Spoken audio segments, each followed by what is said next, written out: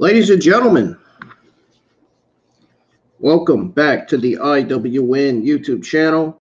I'm your host for your 2023 Royal Rumble review.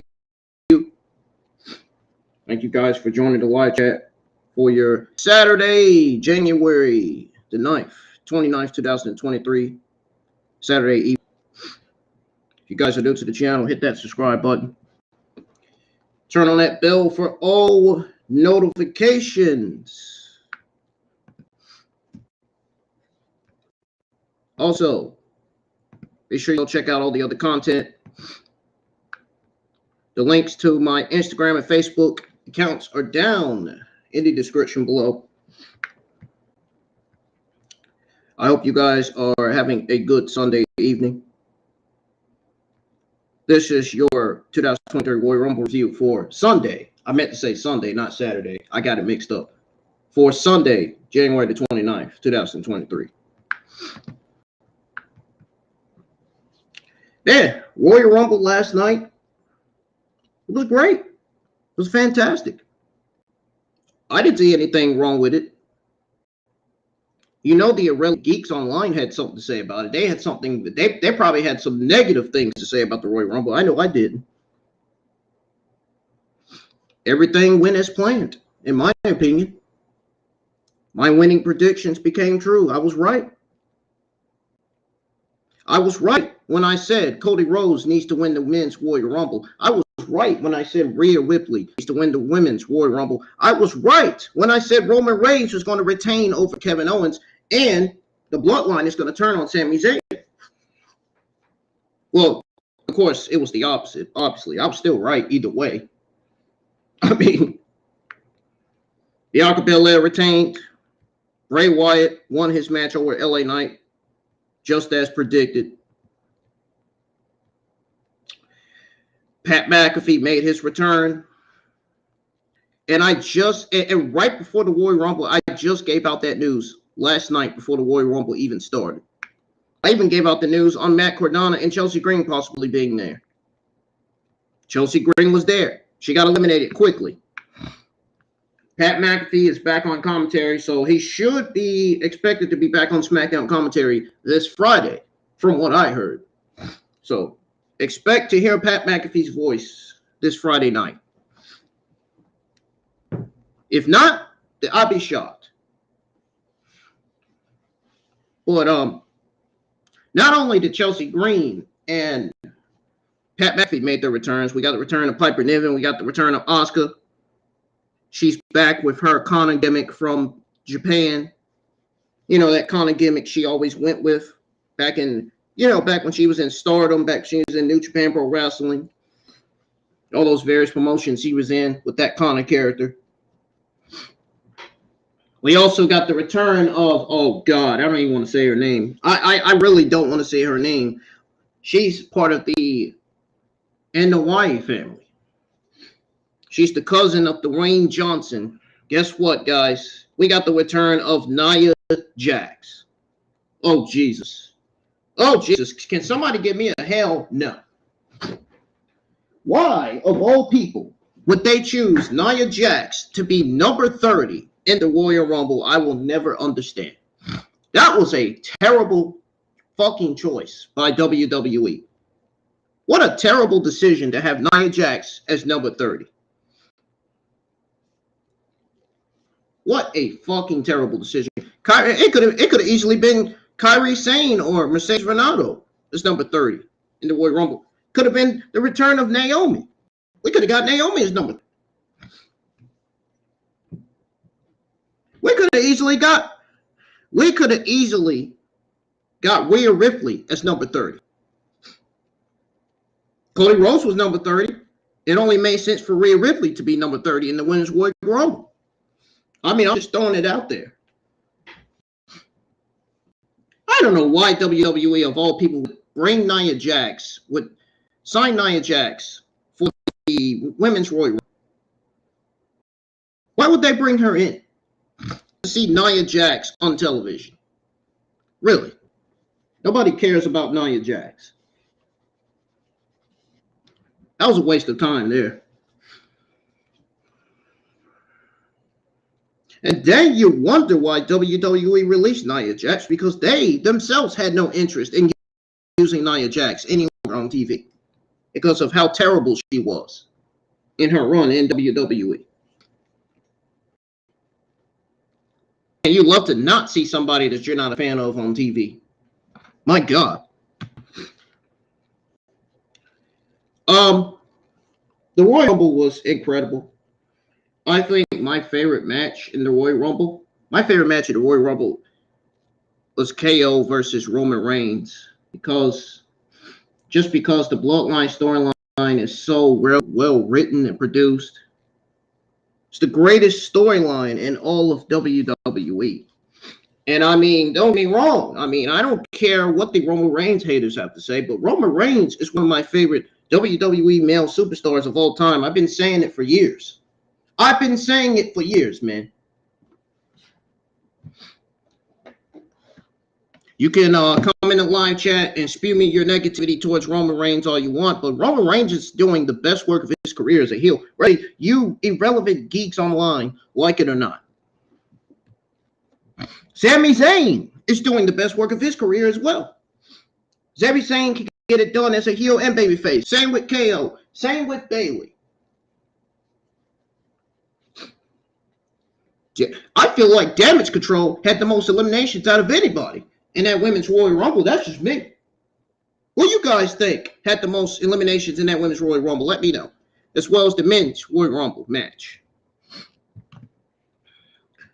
We got a lot of WWE news to go over. Cody Rhodes talked to Randy Orton the night before the Royal Rumble.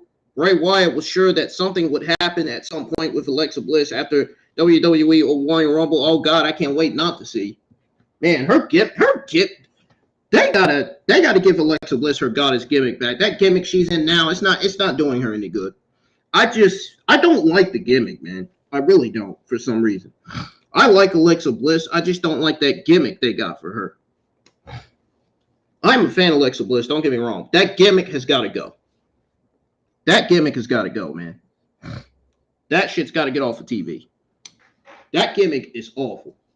Absolutely awful. I don't care what anybody says. I don't care who tries to hack my account. That fucking goddamn gimmick. If I say something is awful, it's awful. Okay? No, Nia Jax does not need to join the Bloodline. No, we don't need Nia Jax on TV. Fuck Nia Jax.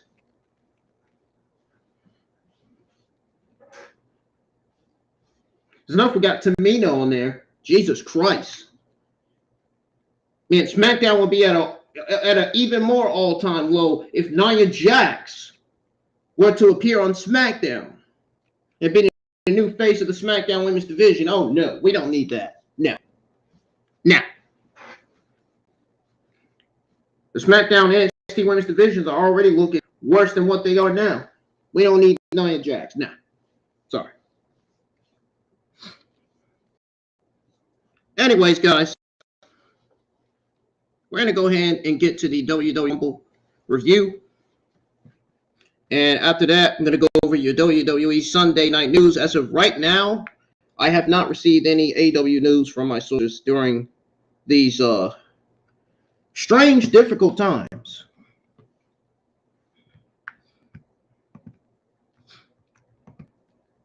So,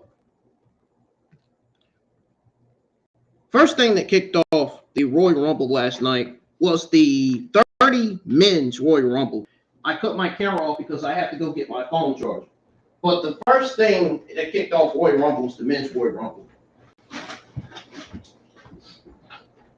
So, coming at number 1 was Gunther, and I believe coming in at number 2 was Sheamus.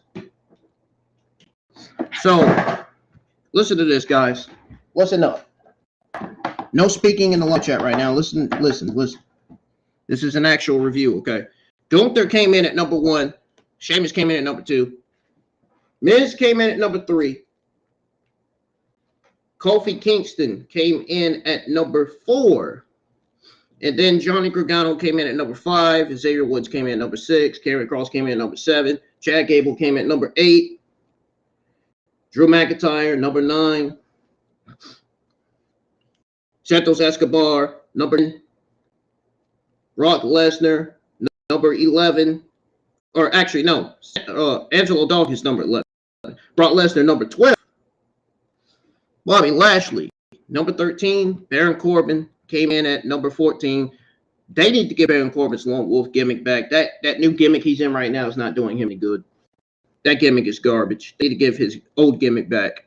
I love the Lone Wolf gimmick back, and I love the Lone Wolf theme song. Get you.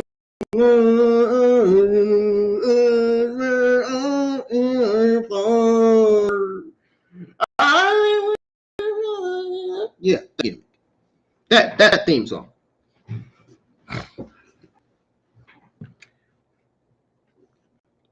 Pretty sure Baron Corbin would appreciate me mumbling his other theme song. That's way better than the new one he has now. 15, Seth Rollins. Number 16 is Otis. Number 17 is Rey Mysterio. He never came to the ring. I got some news on radio. You're not going to believe it. Some of you are going to be shocked when I give it out later on in the review. And some of you are not going to be shocked to hear it. Number 18 is Dominic Mysterio. Number 19 is Elias. Number 20, we got Finn Balor coming in. Number 21 was the guy with the worst takes and opinions on his podcast, on his reality podcast. You guys know exactly who I'm talking about. Booker T. Number 22, Damian Priest. The Arch of Infamy. Number 23, Montez Ford. 24, we got not only the return of Piper Niven and Asuka with the Connor gimmick. We got the return of Edge. He was number 24. Austin Theory's number 26, or number 25. Omos was number 26. Jesus Christ. I don't know why they added. I don't know why they would. Why did they put Omos in the Royal Rumble? Nobody is a fan of Omos. Nobody can care less about Omos. They need to keep him off of TV. They need to release him from the company or something. He's not generating any audience, man. Every time he comes out, he gets booed. And those are actual boos from the fans. The fans do not like Omos. He is not a good wrestler. He's not a good wrestler. As a matter of fact, Braun Strowman is a better wrestler than Omos. Are you guys shocked that I'm saying that? Well, I'm speaking truth. Braun Strowman's a better wrestler than Omos. He has better speed. He has better power than Omos. Better agility. I would take Braun Strowman over Omos any day of the week. No kidding. I'm glad Braun Strowman eliminated Omos. Nobody cares. Nobody gives a shit about Omos, man. Get him out. Get him, dude, get him off of TV. Seriously. Number 28, we got Ricochet. Number 29 is Logan Paul. And then number 30 is Cody Rhodes.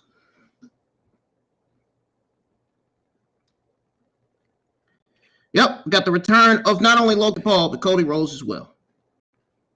I want to see Cody Rhodes and Logan Paul throw it down a little bit in the ring. Even though I'm not used to seeing Logan Paul, even though I didn't want to see Logan Paul on my TV screen. Because he's not a wrestler, he's a celebrity, he's not an actual wrestler. He shouldn't even be used at this point.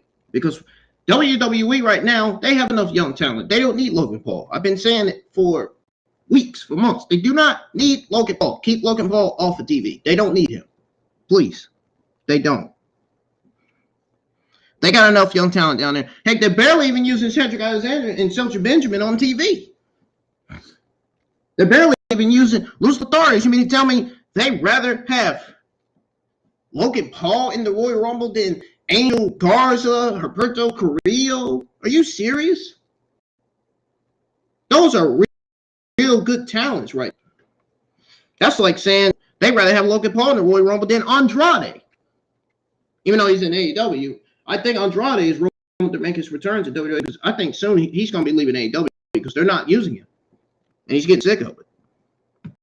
He keeps tweeting all those cryptic tweets saying he's going to leave AEW to go to WWE and stuff.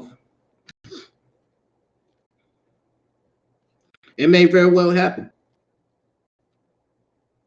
It may very well happen, man.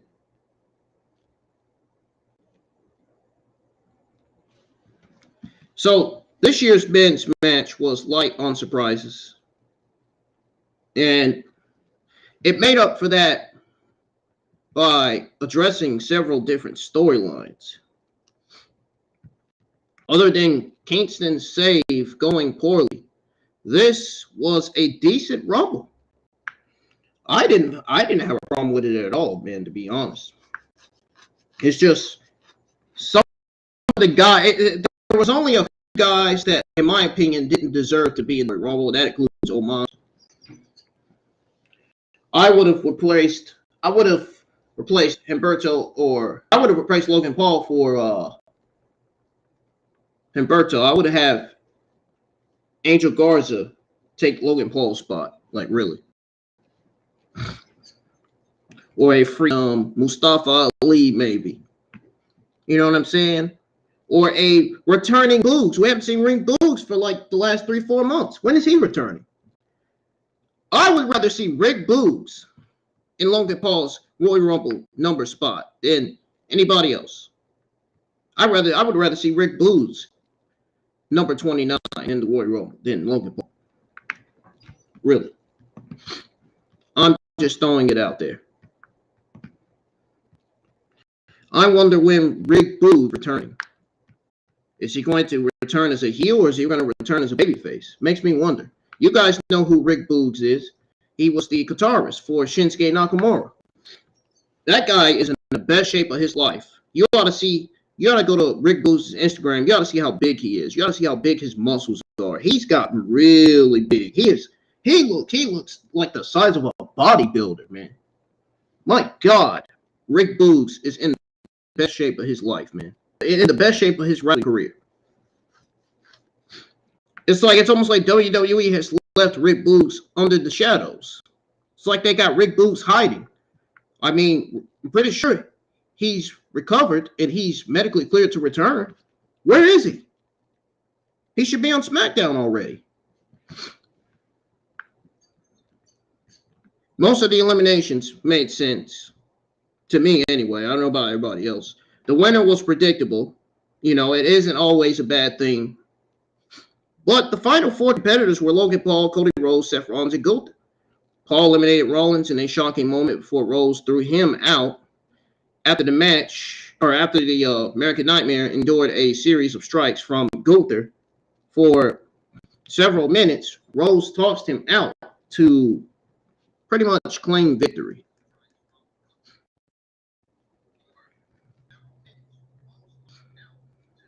That was it, man. That was pretty much it. So Cody Rhodes advances to the road to WrestleMania. So he will be main eventing WrestleMania, man. Who he will be main eventing WrestleMania against? Easy answer.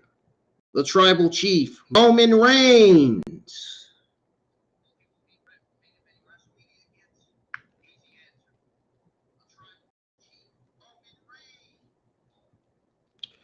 I wish they would have had Roman Reigns defend only the Universal Championship against Kevin Owens, but I don't think that they probably originally considered that idea. They probably had changed it, maybe.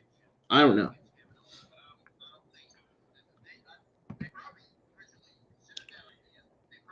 But like I said, this was a strong 30-minute one. You know, as I said the first time, you know, the match was light on surprises, filled with fun moments.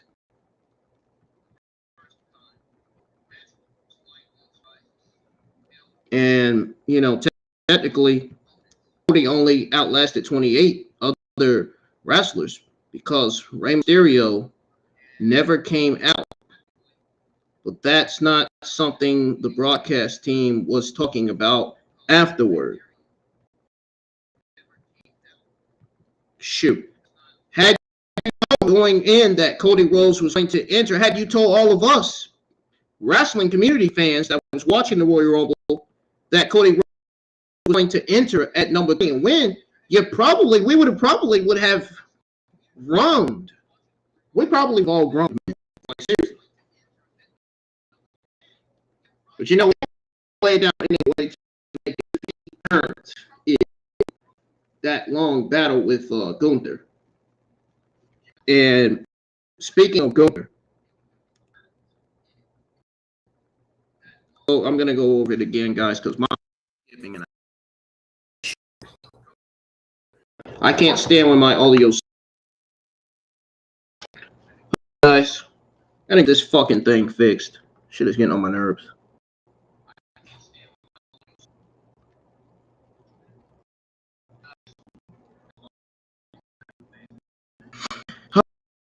Oh, I'm so glad when my cam gets here. It's aggravating. I hate when it's doing every time I talk. It starts to skip. I guys hate that. And you have any YouTube content creator used to have a problem with the webcam where you talk and it starts to skip.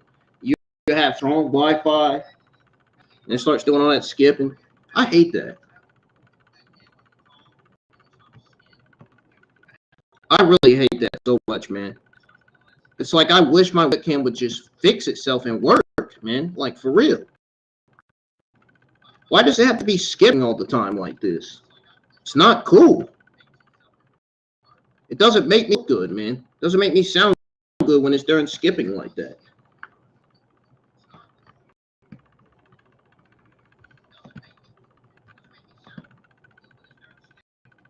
Anyways, I'm gonna repeatedly read it again, but I'm gonna read it slowly for you, so you guys can hear me.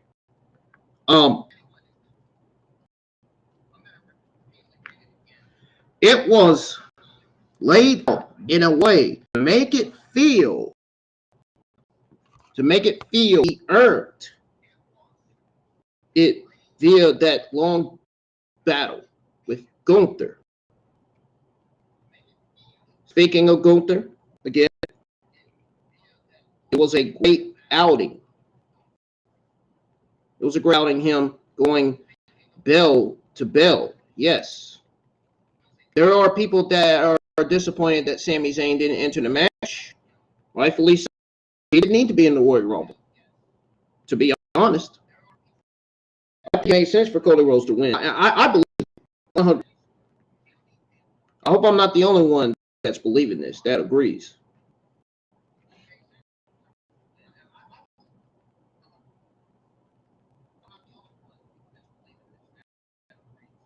I hope everyone that believes that Cody Rhodes winning the 30-man Royal Rumble was the right call, the right decision, the right direction going forward. But there is still the Elimination Chamber match, too, as far as Sami Zayn goes.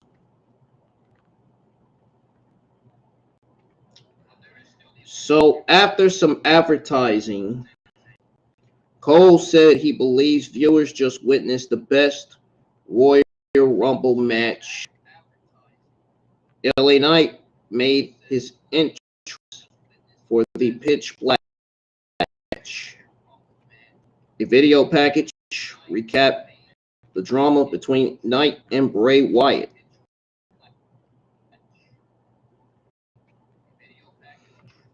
Bray Wyatt made his entrance through his door.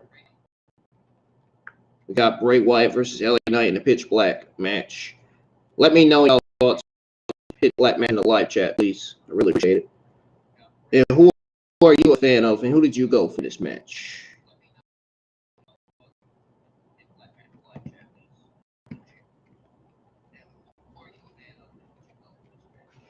Hold on, guys. Let me unhook this audio. Let me unhook this webcam one last time. Hold on.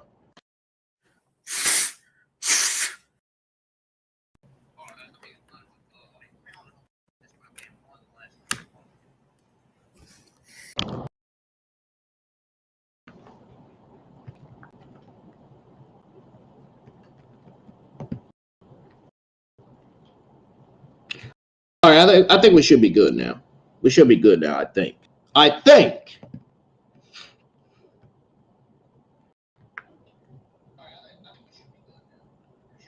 Wyatt had black paint around his eyes. Cole said it was the first time in nearly 2 years that Wyatt was back in the ring. So, to start the match, the lighting changed. The company sponsors logo appeared in the ring. Turned on green, as did Knight's gear. Now the lighting also showed that Wyatt had painted on his face and arms. He had contacts that made his eyes look red. Wyatt took offensive control. Knight rolled to ringside, and then Wyatt followed and was whipped over the ring steps. Knight moved the steps. Wyatt regrouped and shoved Knight over the barricade. Wyatt stood on the ring steps next to the barricade and tried to pull Knight over. And guys, I still think Cody Rhodes with the 30-man Royal Rumble match was the right call and the right decision. I don't care what anybody in the community, anybody negative in the community has to say about it.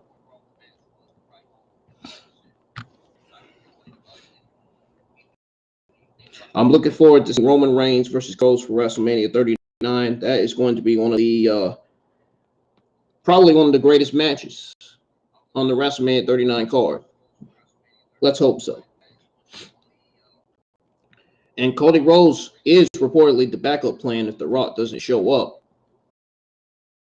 at WrestleMania 39. News on that. We'll go over that later.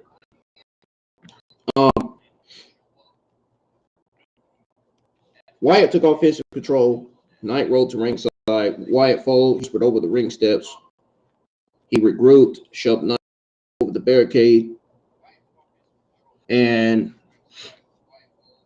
Wyatt's on the ring steps next to the barricade. Pulled Knight over. Knight's away. But then Knight leaped onto the barricade, speared Wyatt through the broadcast table. I was going to say barricade, which was then covered, I guess, in neon confetti. Wyatt pulled out a toolbox and set it on the apron and returned to the ring. So then Wyatt tossed Knight over the toolbox and threw the ropes to the floor.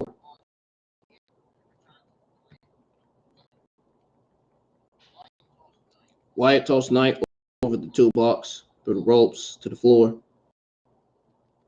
Knight returned with a multicolored kendo. Wyatt cut off Knight and hit Sister Abigail and scored the pin. And that was it.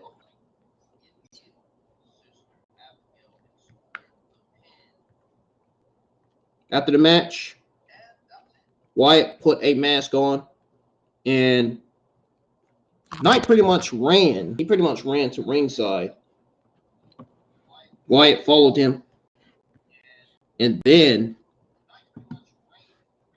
Knight hit Wyatt with the kendo stick. He continued toward Knight.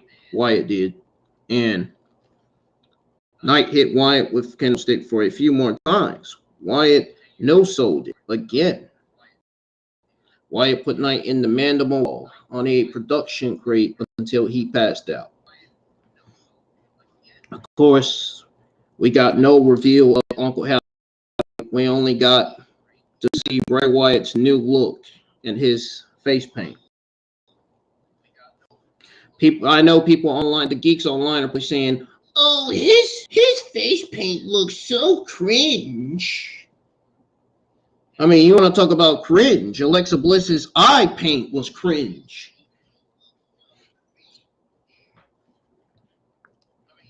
Alexa Bliss with that face paint smiling was cringe.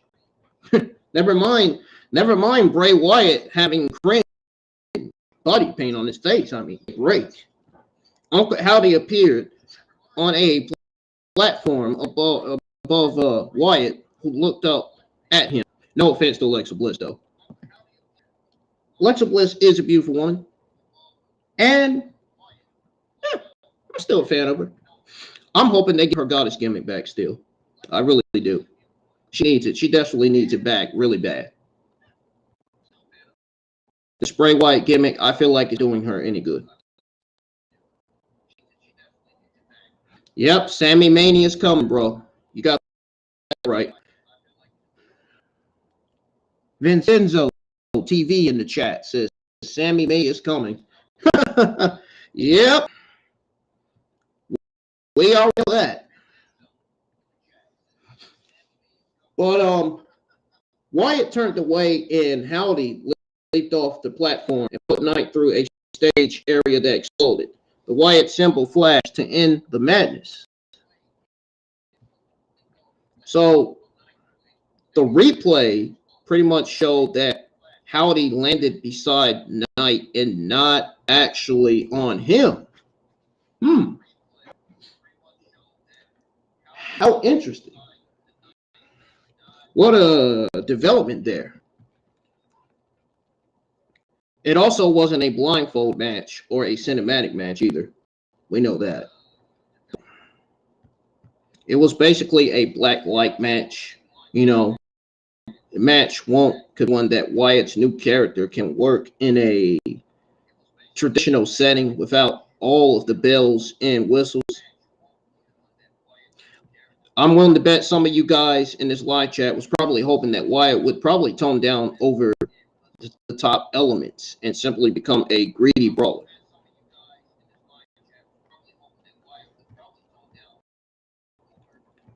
You want realism, not hocus pocus, not that supernatural or light show bullshit or whatever. It just wasn't for some of you, I'm sure. I didn't think anything of it, to be honest. I really didn't. I was just waiting for the Kevin Owens versus Roman Reigns Universal Championship match, to be honest. That Undisputed Universal Championship match. That's what I was waiting on. That's what I was waiting to see, really. The Men's Boy Raw was not bad. I was waiting for that, too. I was waiting to see that as well, which we did. What kicked off the 2023 Royal Rumble. So, after some advertising, Mike Rome announced the attendance as 51,338. Oh my God. Woo! That's a a lot of freaking audience. And guess how many audience was quiet for that pit match? Just about every single one of them. Probably because it was boring. I would the match to be done and over. I was ready for it to go by.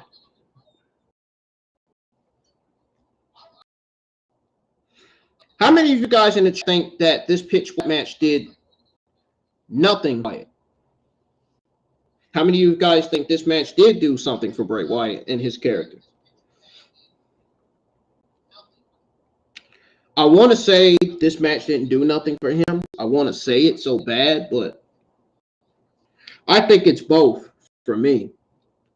I feel like it did, and at the same time, I feel like it didn't. You know what I mean? There could have been there could have been a few ways they could have gone with this pitch black match, though. But it wasn't that bad, you know. You know, Bray Wyatt did his thing, LA Knight did his thing. It's just a typical pitch black match. It was a first ever pitch black match. That's the first time we've all ever seen a match like that, I'm sure. But the pyro shot off around the stadium. Entrances for the Raw Women's Championship match took place with some highlights of the feud in between. Michelle McCool was shown applauding in the crowd while Bianca Belair made her entrance. I think the only person she was applauding for was Bianca Belair, to be honest. I mean, that's just me.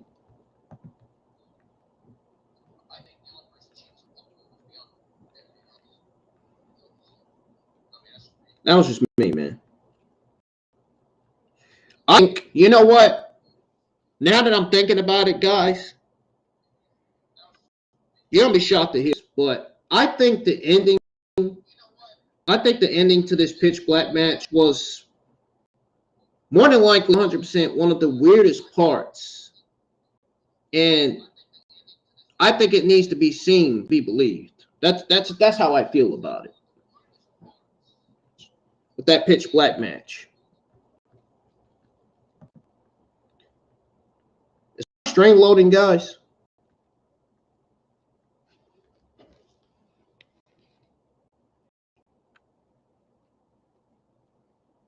Is my string doing all right, or is it loading? Because it was just now loading. I don't know why. That's weird. And guys, my G Mini DirecTV box has been acting up. It went out, and I gotta get a new one. I gotta get a new one, man. How many of you guys have DirecTV at your home, at your house, man? How many of you guys' DirecTV box is blinking red? Yeah, man. I hate when if one thing is another. I hate when something always happens, man. All the time. It's always something, man. You know.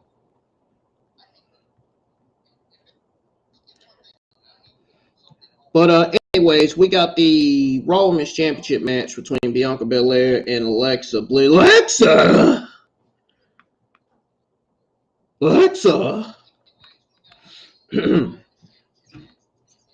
During Alexa Bliss' entrance, WWE aired a video package highlighting her feud with Bianca Belair that also put a focus on Uncle Howdy. Again, one thing is for sure, at least we didn't see Chiro.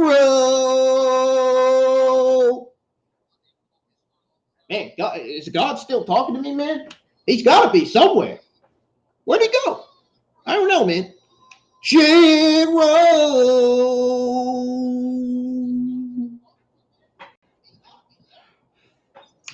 At least we didn't see Chiro's Top Dollar and Ashanti Adonis in the Royal Rumble. Thank God. Man, they are terrible. Chiro needs to get off of TV, man. Like they are not good.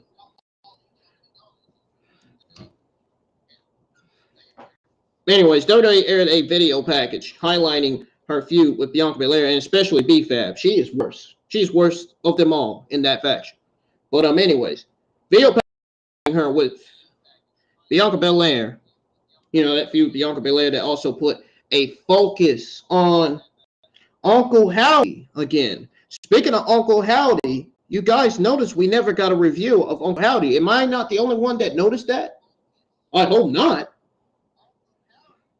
Yeah, I didn't hear these low-life podcasts and journalists mention that though on their reviews, did they? I didn't hear not a single podcaster, not a single journalist mention the fact that we got no Uncle Howdy review. Somebody said we were supposed to get an Uncle Howdy review, and we never got one, did we? No. That was a complete letdown right there.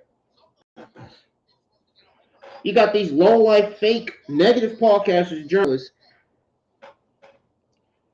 out here not speaking the truth. I'm the only, and I hope to God that I'm the only one that's mentioning this, which goes to show you how smart I am.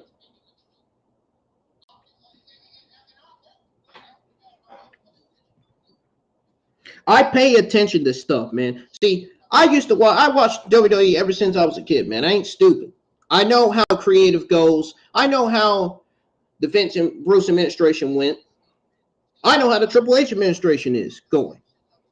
Triple H and his administration, they're doing a hell of a good job, man. Doing better than Vince and Bruce. They're doing way better than Vince and Bruce's administration. I mean, we all know how bad Vince and Bruce's administration was, especially when they released all those 200-plus talent. And then they released Bray Wyatt, Ember Moon, Bronson Reed, and Keith Lee because they were overweight. To Vince and Bruce, they were fat. That's why they released them. Which is enough to tell you everything you need to know about Vince and Bruce and how disgusting and disrespectful and how rude Vince and Bruce are.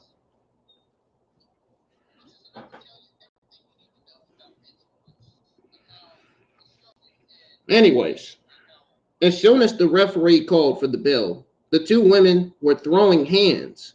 This felt like a personal battle immediately. It was very physical. The goddess had the upper. It's funny how some of these journalists and these podcasters call Alexa Bliss the goddess when she hasn't clearly got her goddess gimmick back yet. I wouldn't even call her a goddess until she gets her goddess gimmick back. At this point, I'd just be calling her Alexa Bliss at this point. I mean, I'm just throwing it out there. I'm just speaking truth. I mean, I'm not complaining. At this point, I wouldn't even call her the goddess right now. Not until she gets her gimmick back.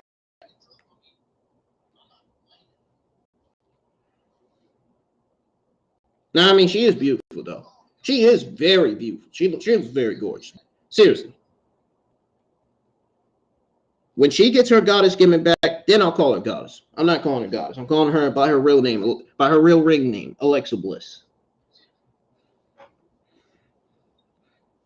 Alexa Bliss had the upper hand for several minutes before the EST of WWE countered a suplex with a nice show of power. The action was decent. It felt like something was missing. What do you guys in the live chat think was missing about this match between Alexa Bliss and Bianca Belair? Let me know in the live chat. There was something missing. I'm trying to think what's missing in this match. I think the chemistry is what's missing. I mean, oh, man, it's got to be the chemistry or something. It's got to be something, man, about this match. I mean, the action, it was decent, but not that decent. Not that decent enough for fans to say, oh, it was the best, the greatest match of 2023. You know what I'm saying? Not like that. Not to an extent, but, you know, it did feel like something was missing. It definitely did. I mean, no shit. There were no shenanigans, you know, no cringe or Uncle Howdy to distract Bianca Belair. No cringe-hinged bullcrap, you know. But it was a bit uneventful. It was very uneventful, that's for sure. And we did see some weird imagery on the big screen after the match that indicated Bliss will continue down this dark path. Oh, they really got to get rid of that gimmick. Get it out, man. I hate it. Give her that goddess gimmick back, dude. I want to see the trash talking Alexa Bliss. Talking trash to the fans, man. That's the Alexa Bliss I want to see. My goodness. Never mind this Alexa Bliss.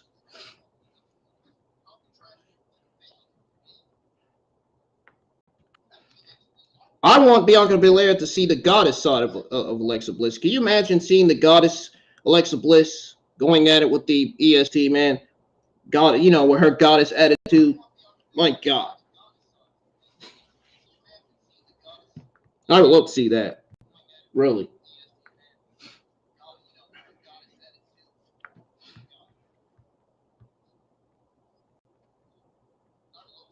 But we got the Women's Royal Rumble match after the Raw Women's Championship match.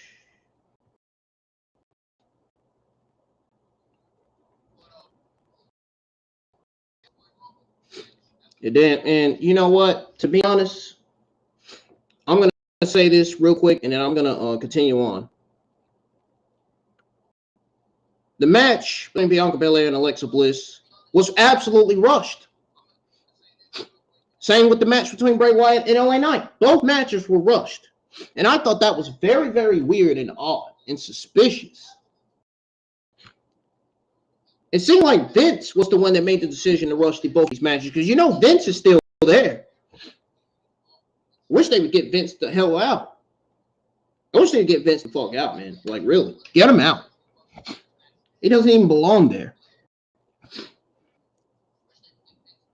The match was rushed. It was fairly quick, painless, with, like I said, no Uncle Howdy drama until afterward. I'm on, man. An ad aired for the Elimination Chamber event, which will be held on February the 18th in Montreal. Ooh, I know whose hometown that is. Kevin and Sami Zayn. I see Kevin Owens and Sami Zayn getting over Jimmy J. Uso in that hometown. I could easily see them standing tall with Jimmy and Jay Uso to end that episode. Or to end that episode, to end Elimination Chamber event. Whatever. You know the Usos versus the team of Sami Zayn and Kevin Owens is going to be booked. You know it's going to happen for Elimination Chamber. And I think the Royal Rumble, the end of the Royal Rumble, starts the Uso and the Sami Zayn Kevin Owens feud. I like it. Well, Graves thanked Hardy for the Rumble theme song. I'm thinking it was called Judy, but they won. And said his performance was coming up soon. Have you noticed I haven't seen any Hardy's pre-trial hearing? I'm getting tired. I'm getting so sick and tired of seeing that, man. I wish they would start that guy's trial already and get Jeff Hardy out of prison, man. We need to see him back in AEW. Really. I'm getting tired of hearing that news. If it ain't one thing, it's another, dude. Yes, it's the hometown of Chris Benoit as well. The ring announcer, Samantha Irvin, Ricochet's girlfriend, was in the ring. And the Royal Rumble match rules. We got the 30 Women's Royal Rumble match. The number one entrant was Rhea Ripley. She should have been number 30. I don't know why she was number one. She should have at least been either number 30 or number 29. It would have been better for Rhea Ripley to be number 29. But I guess I don't mind seeing her coming. I didn't mind seeing her coming out at number one, I guess. You know. But, you know, she came out holding her ribs to sell the Beth Phoenix spear. And this Cole got some nerve to say, Rhea Ripley suffered a spear at the hands of Phoenix just before before the women's match? No, you mean she suffered a spear after the 30 or during the 30-man Royal Rumble match? No, she suffered a spear at the hands of Beth during the 30-man Royal Rumble match. Before the women's match. Michael Cole accidentally said before the women's match. I heard that part, and I hope I wasn't the only one that heard it. Michael Cole was incorrect, he said, about Ripley suffering that spear before the women's Royal Rumble match.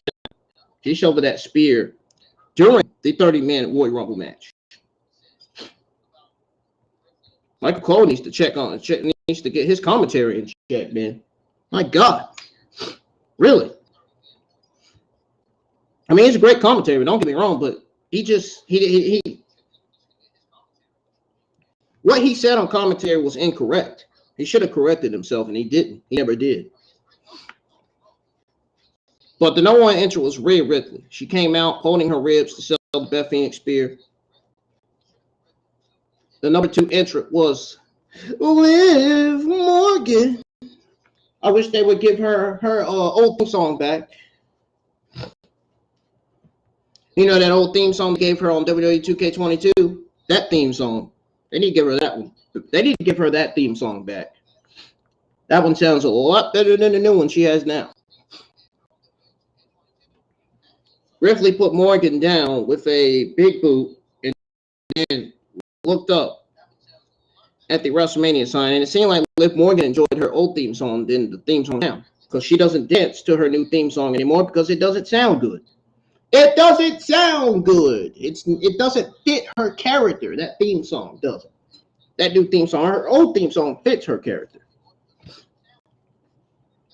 He powered up Morgan, who slipped away and performed a backstabber. Morgan threw a running knee at Ripley in the corner. So once Morgan threw a running knee at Ripley in the corner, Morgan leaped from the ropes and was caught and slammed to the mat by Ripley. You're not gonna believe who came in at #3. Some of you guys are gonna have chills after hearing who the #3 entrant was last night. My God, she is so bad in the ring. Dana Brooke. Cole said this was Morgan's 6th Rumble match and noted that she's appeared in the women's Rumble match. That is true. That is true, man. Kudos to Michael Cole for finally being right now.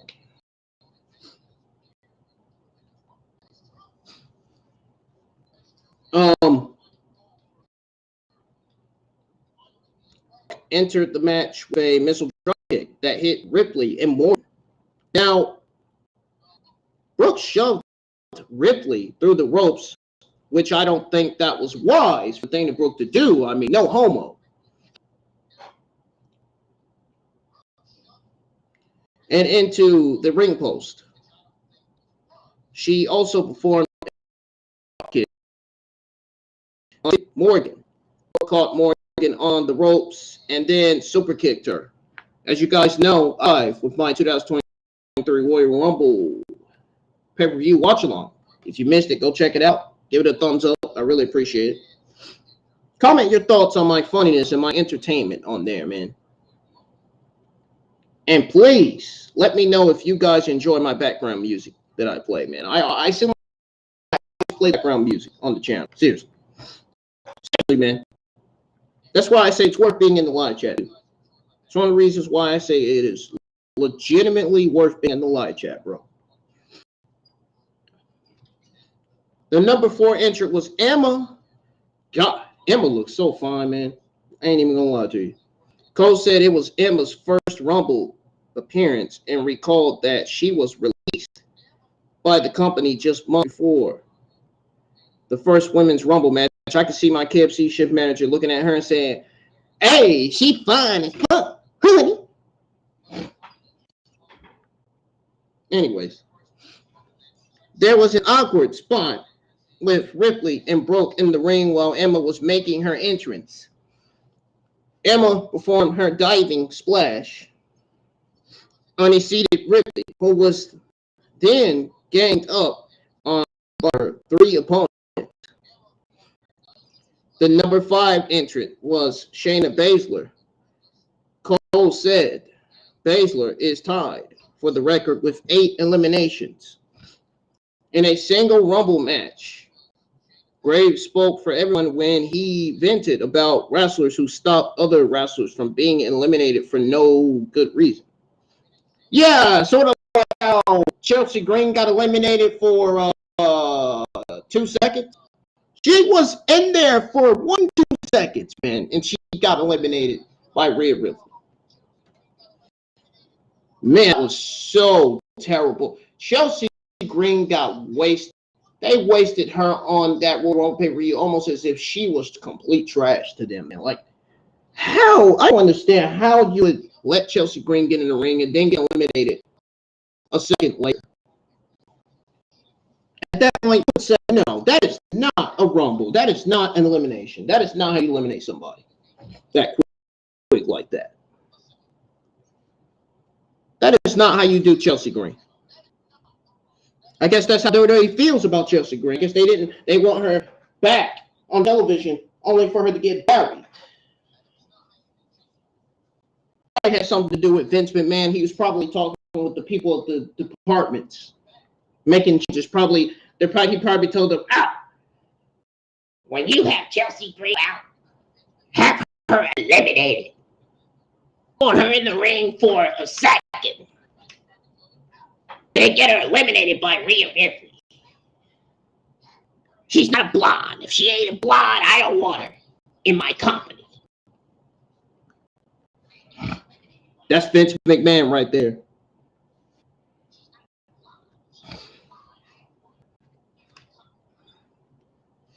The number 5 entrant was Shayna Baszler. Cole said Baszler is tied for the record with 8 eliminations in a single match. Entrant number 6 was Bayley. Morgan put Bayley down with Oblivion once she entered the ring. Morgan tried to eliminate Bayley.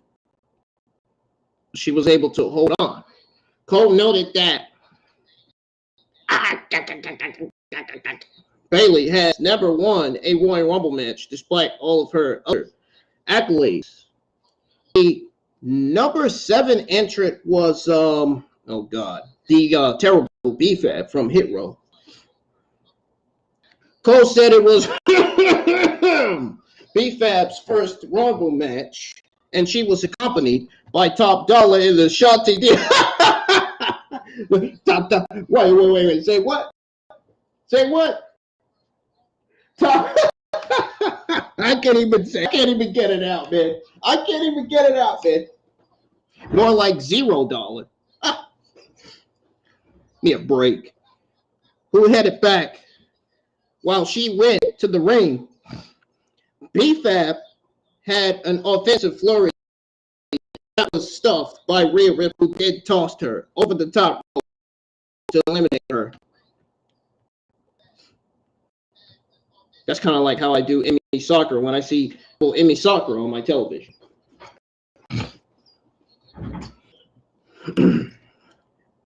The number 8 entrant was NXT Women's Champion Roxanne Perez. She got that SEX voice. I'm not going to say it. It's appropriate. It's kind of an inappropriate word for me to say it. But it's the truth. It is true, though. Yeah, her man's lucky to have her with that voice. My God. Cole noted that Perez was born and raised in Laredo. Cole worked in a plug for next week's NXT Vengeance Day. Perez performed a nice round head scissors takedown on Ripley, however you want to call it. Cole pointed out that Perez had already lasted longer than her mentor, Booker T, in the men's Royal Rumble. Now, number 9 entry, one thing to note here is that Bayley did had backup with another Damage Control member in the match.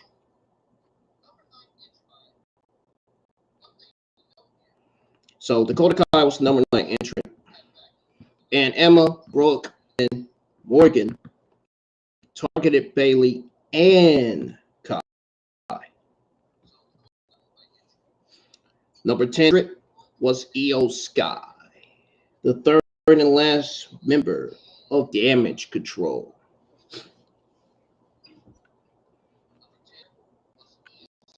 Cole played up all 3 Damage Control members being in the match together. Now, Sky eliminated, or should I say entered, I don't know about eliminated, but she entered the ring. She entered the match with a missile drop kick on 2 opponents. And then Brooke helped Emma avoid elimination, but Damage Control eliminated Brooke.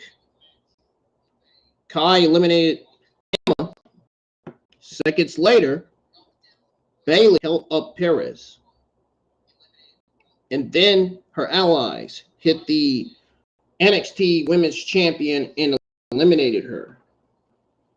Bayley and Damage Control is going to regret what they did to Roxanne Perez. Just wait till Roxanne Perez gets called up to the main roster. And when she does, she's going to, boy, is she going to have revenge on her mind after getting eliminated by Bayley and Damage Control. Just wait. She gets called up to the main roster next year, she's going to have revenge on her mind. You better believe that. I don't even know if Damage Control is still going to be together next year or not. She's to have revenge on her mind. They're probably going to turn Roxanne Perez heel on the main roster, maybe. I don't know. They're probably going to have her forget about the elimination. I don't know. Maybe. We'll have to see when that year gets here. Bayley held up Perez, and then her allies hit the NXT Women's Champion, eliminated her from the match. The only limit entrant was, oh geez, the Hearts of All Hearts, Canadian born female wrestler, Natalya. Cole said it was the time Natalya has appeared since Baszler broke her nose. Baszler showed fear and put Bayley in Natalya's path. The number 12 hint was, no, fuck it, I'm gonna say it. The sexy, pexy, poison, plexi, Cancer Ray. I said it, whether you like it or not, I said it. I'm only gonna say it one time, though. I'm not gonna repeat it again. Cole said it was the 3rd Rumble match for LeRae. Baszler blasted LeRae with a knee to the face. Cole said Baszler is a badass. Of course she is. She's the submission magician, the vampire. You know, the female professional wrestler with MMA background. She's a better wrestler than Ronda Rousey. Baszler and Natalya jawed at one another.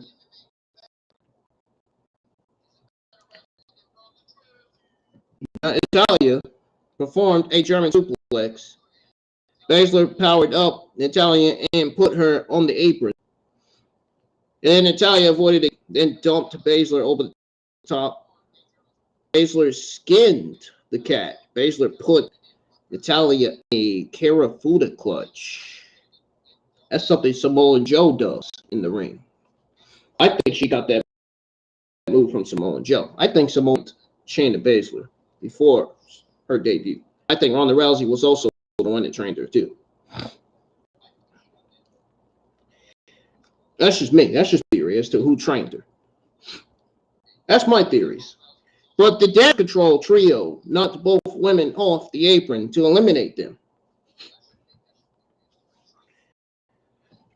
The number 13 entrant was Zoe Stark. Cole brought up Stark winning a battle royal in NXT to earn a title shot at one point. Raves Stark's praises and said Shawn is a big fan of her work. Oh, really?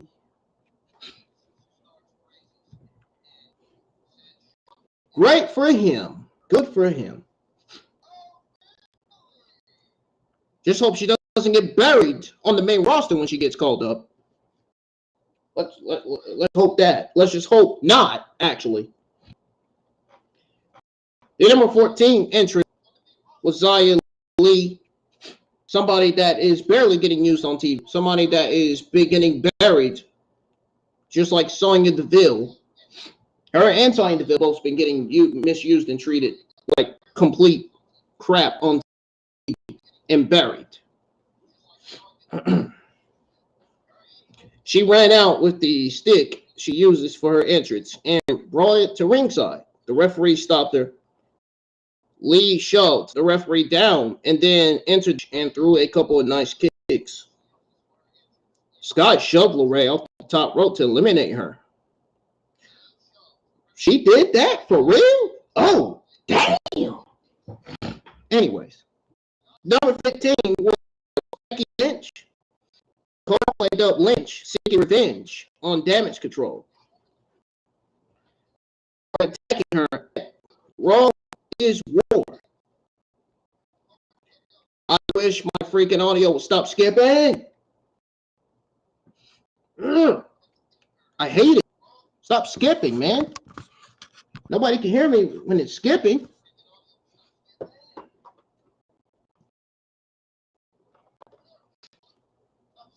Hate my audio skips, man. Becky Lynch was the number 15 entrant. Cole played up Lynch seeking revenge control for attacking her at Raw is War. Lynch walked with a purpose, with a reason. She had revenge on her mind. Something Roxanne Perez is going to have when she gets called up to the main roster. She's going to be looking for Bayley when she gets called up. Damage Control. That's probably her feud when she gets called up. I guarantee you. I guarantee you. Watch me be right next year, man. I'm telling you, I'm going to be right. Either next year or maybe at the end of this year. I'm going to be right. I know I am. Hopefully I will be. Hopefully she's listening and paying attention. Anyway. So Becky Lynch returned with revenge on her mind, fought off Sky at ringside, then entered the ring, worked over Bayley. Lynch pulled Bayley pretty much.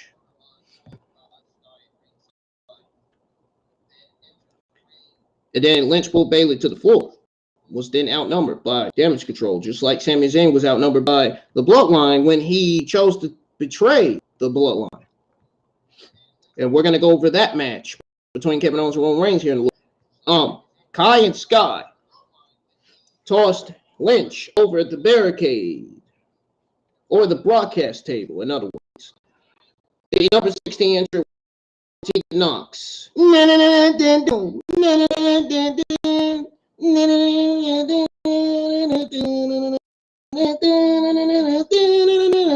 had to do it. I had to do it, man. I had to do it. I don't know why. I had to do it. The broadcast had some fun with Knox calling her finisher the shiniest wizard. Yeah. She has the beautiful shiniest wizard on the entire. We'll call her the baddest woman on the planet. She's the baddest woman on the planet than Ronda Rousey. I mean, I don't know if that's true or not, but Knox dropped down so that Morgan could launch back. They tried and failed to eliminate Stark. Oh man, you gotta love to hear that. You gotta love to hear that. They failed to eliminate Stark. They failed to eliminate Stark.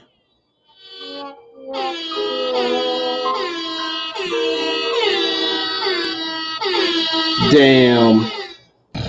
Dang. Dang.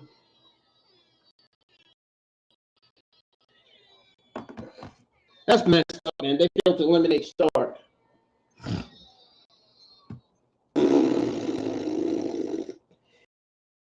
No, this is the actual reaction I had.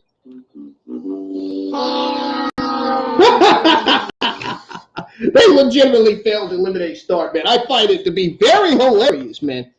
My God. They're a bunch of comedians, whoever failed to eliminate Stark, man. The number 17 entrant was Asuka, who got a big ovation, by the way. Asuka came out to a new entrance music and had a decorative mask on. She removed it in the sale and revealed clown-style face paint, short, multicolored hair. Yes, Asuka was known as Kana. Kana that she came out with. Oh my God. She's going to be fucking killing the ring like a tiger. She's going to be killing it like a freaking lion, like a hyena. Yeah. Anyway. Man, can you imagine if she sounded like that in the ring? Yeah.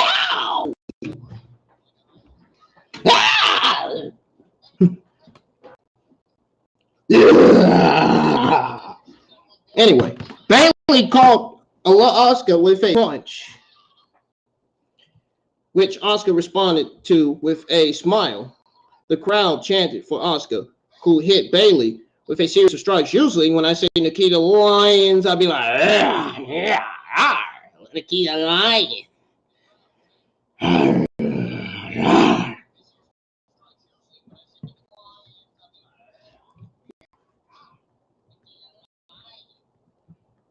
Anyways, the crowd cheered for Asuka, and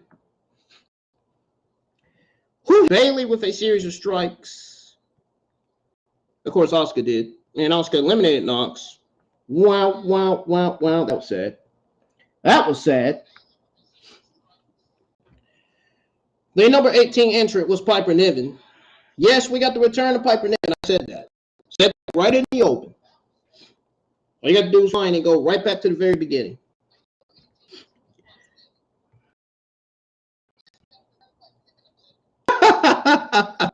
Oh, man, it makes me want to say, not the awful don't drop character so bad, dude. No, I'm just kidding. Niven splashed Stark in the corner and then hit a Uranagi slam on Lee. Niven followed up with on Lee. Niven Bayley with an elbow and then slammed. I'm about to film this on cam, man. Could you in pictures, man? Seriously. Anyhow, back to what I was reading here. For real. No more playing. No more stalling. Niven, or should I say, I said Niven. Oh, God. I got her name wrong. Niven ran the ropes and splashed Morgan and Bayley. The number 19 entrant was Tamina. I'm surprised she didn't come with that.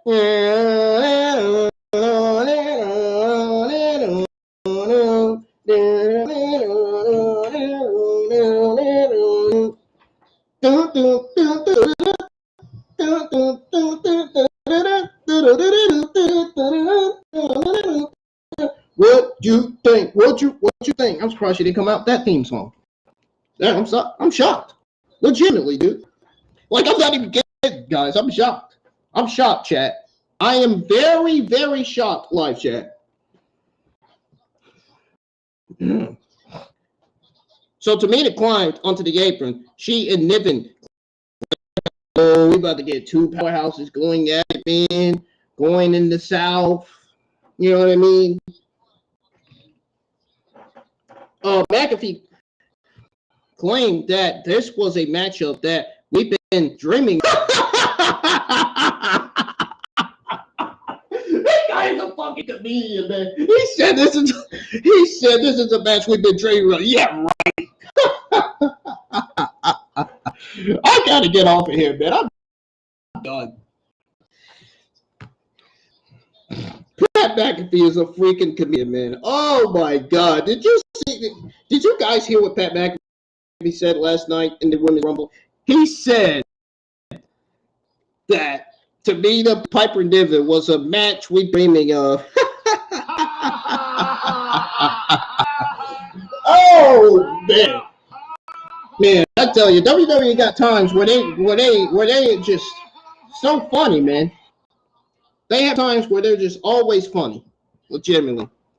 Pat McAfee is a comedian, dude. Fucking comedian, Pat McAfee, bro. Bro, what do you think this is? The fucking fish shop? My God, man. What do you think is the strip club? The freaking UFC? Really, man? My God. Anyway, man. Tamina caught Niven with a super kick. The Damage Control trio ganged up on Tamina. Her name was game banging on her. Lynch returned and formed a double move on Kai and Sky. Number 20 was Chelsea Green. Oh, man. I'm laughing because Chelsea Green only lasted a second in the ring and got eliminated. No, actually, that's not funny. That's a sign of burial.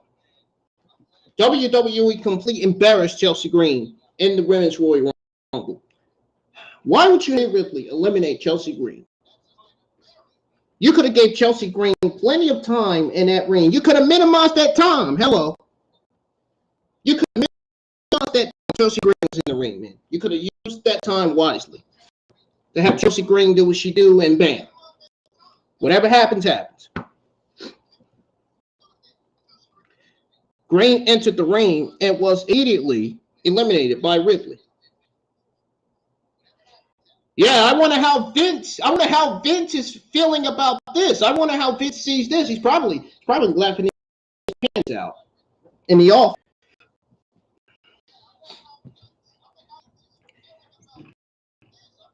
If Vince, you could bet your ass if Vince McMahon was still in charge, Chelsea Green was faster than you can blink. She would be completely buried and released from the company. And then they'll give us an excuse saying, "Oh, we released her from the company because of budget cuts, because we had no plans." You're right. Give me a break. You should have had plans for Chelsea Green when she was on the main roster last year. Yeah, what happened though? Give me a break.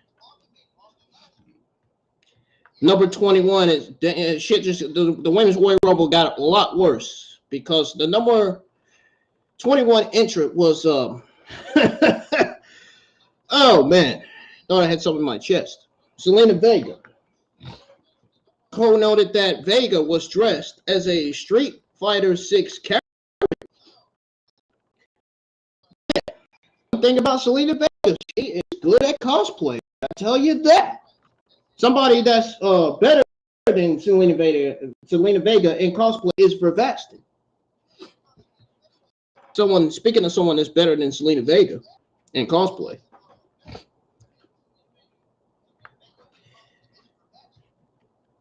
But Cole noted that Vega was dressed as a Street Fighter 6 character and will be a commentator in game.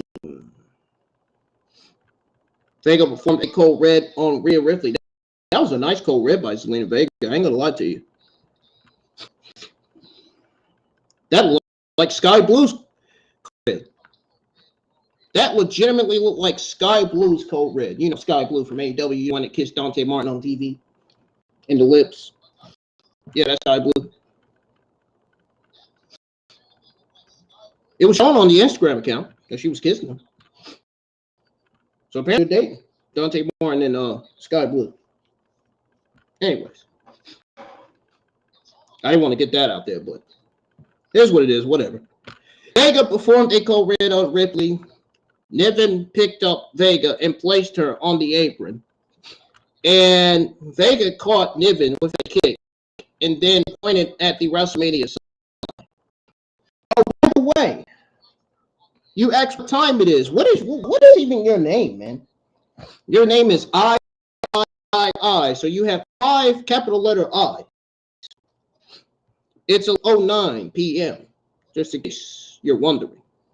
You did ask what time, so I gave you the time. There you go. You can thank me later. Lee and Vega squared off on paper and traded strikes. Faye got the better of it, knocked Lee off the apron with a kick. Vega returned to the ring, performed a code breaker on Niven. I thought I cut this game off. I thought I cut this fucking game off, man. Number 2 entry, one beautiful Raquel. Smiling Raquel Gonzalez. I never knew why they would. I never know. I'm never gonna know why WWE has yet to change her name back to Gonzalez. I mean, I really don't get it, man. Why? Why not change her name back to Gonzalez? I don't get it. I don't get it, man. Is WWE that low? I mean, really? I got a question. I got to question that decision. I got to question that decision on WWE not changing Raquel Rodriguez's name back to Gonzalez. Really? You know, Vince McMahon made that decision to change her name to Raquel Rodriguez, right? Rodriguez. Yeah. Cole said Rodriguez grew about 3 to 5 hours away from San Antonio and said it was actually near her mother-in-law's house. Rodriguez put Ripley down, then performed a fallaway slam on Stark and a spinning slam on Asuka. Vega went after Rodriguez, who grabbed by the face, sat her on top turnbuckle. Vega performed a head scissors takedown from the ropes. The number 23 entrance. I don't want to. I know that name sounds garbage. I'm not saying it. No. I'm saying Mia Yim. Mia Yim. Not Mika. No. That's main roster-ish. No. Vince McMahon was the one that came up with that name. Yeah, go here. Get that name off of her fucking ring name. Get that name away from her, man. Mia Yim should be her name going forward. We don't need to see her name Mia. No. Nah. That is not a good fitting name for her. Mia Yim needs to be her name going forward. They need to change her name back to Mia Yim. The video wall no longer listed her as Mia Yim. Vince McMahon and Bruce. They're the only reasons why the video wall no longer listed her as Mia Yim. It's because of Vince and Bruce. You know how they felt about Mia Yim. Why do you think she got released?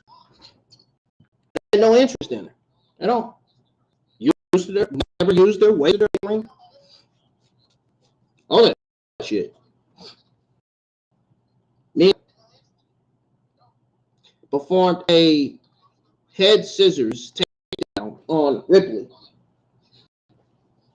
Graves marveled at Ripley taking a forehead bump. Went to ringside.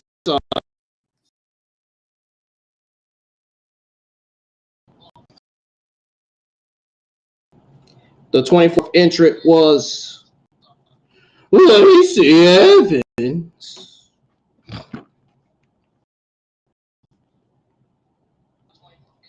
The 24th entrant was legitimately Lacey Evans, folks. Yeah, I know, man. I know. Nobody cares about Lacey Evans. Nobody's a fan of Lacey Evans. I know, bro. I know, man. Why did they even have her in the Women's Royal Rumble? She's terrible. I don't get it. Really. She high-fived Dan in tease, giving her jacket to him. She high-fived a fan and giving her jacket to him. And that was a person with autism. Why would she do that to a person with autism? It makes me wonder if she did that on purpose. Makes me wonder if that was K5 or not. A bit. It makes me wonder if she's playing around. Maybe she was. Didn't look like it to me. But after she teased giving her jacket to him, to that autistic guy, she pulled it back. Tamina threw that rope, but she landed on the apron and then took down Stark with a leg sweep. Evans saluted the queen, got some heat. Of course, she got some heat. She's terrible. Her gimmick is not good. Gimmick is not doing anything for her. She's not good on TV. I don't know why WWE still has her. They could be her with somebody else. The number 25 entrant was Michelle McCool. Cole recalled McCool being shown in the crowd with her kid earlier. She is the wife of The Undertaker. That's The Undertaker's wife. The camera cut to McCool in the crowd. I like that name, McCool. That's a perfect name for her, man. Michelle McCool. I like that name. I like that last name, McCool. It has a cool catch to it. McCool. McCool. I got my McCools, man. My McClouds, man. You had your freaking Jax. You had your freaking Indy Hartwells. You got your freaking Roxanne Perez's, you know. And then you had your freaking Sonya Deville's. You know what I mean? I like that last name, McCool. I don't know. There's something about her last name I just like. There is legitimately something good about her last name I just like, man. It sounds cool. Really cool, man.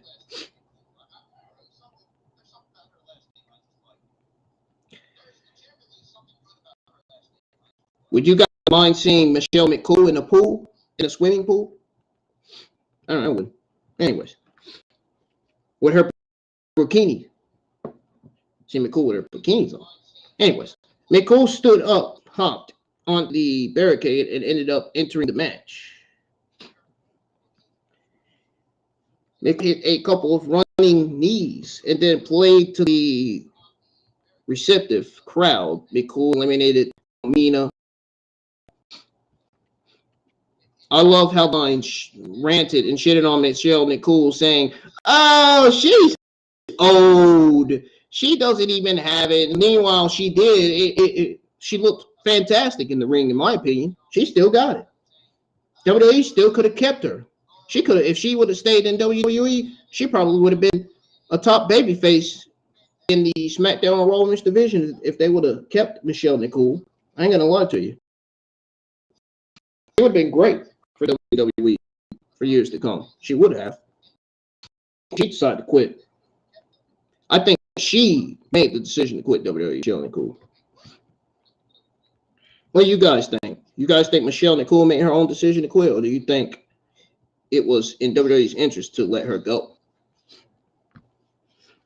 The number 26 entrant was Indy Hartwell. Graves said Indy Hartwell is one of the most powerful women in NXT.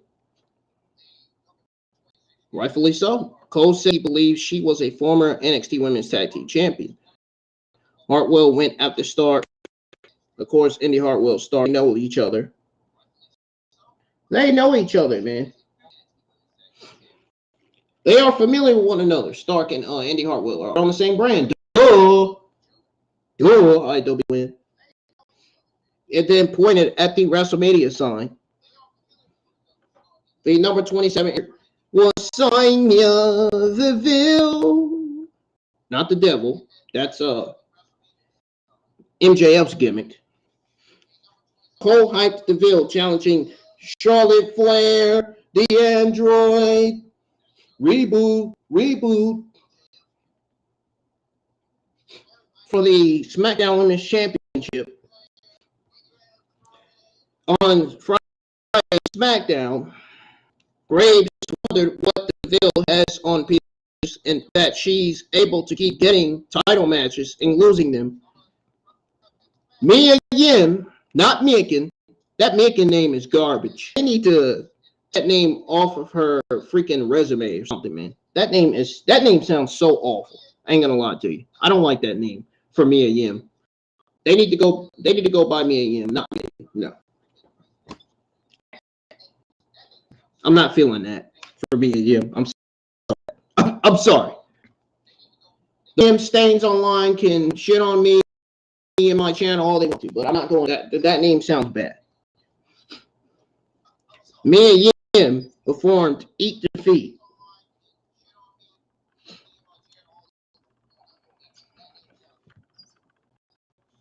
Mia Yim Eat Defeat on Stark, and then Deville Rain eliminated Stark. Let's mention the fact that Cole wondered if Figure, Funny, Evans put Vega in the Cobra Clutch. I didn't think that was funny at all. While standing on the second rope and then tossed her to the floor to eliminate her. ProWrestling.net probably thought it was funny, but IWN didn't think it was funny at all. Number 28 entrant was Shotzi. She drove her TCB tank out and then headed to the ring. Shotzi off the top rope onto a couple of opponents to enter the match. So then Hartwell went for a springboard move. Deville shoved her to the floor to eliminate her.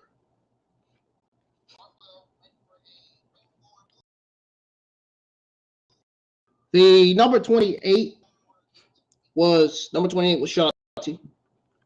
Number 29 was Nikki. At least she's not Nikki Trash anymore. Thank God. She ran to the ring, which was a longer run than usual in the stadium. Cross entered the ring and went after everyone. Then removed her jacket and slammed it on the mat several times. So then after that live chat, Ross pointed at the WrestleMania sign and then went after Shotzi.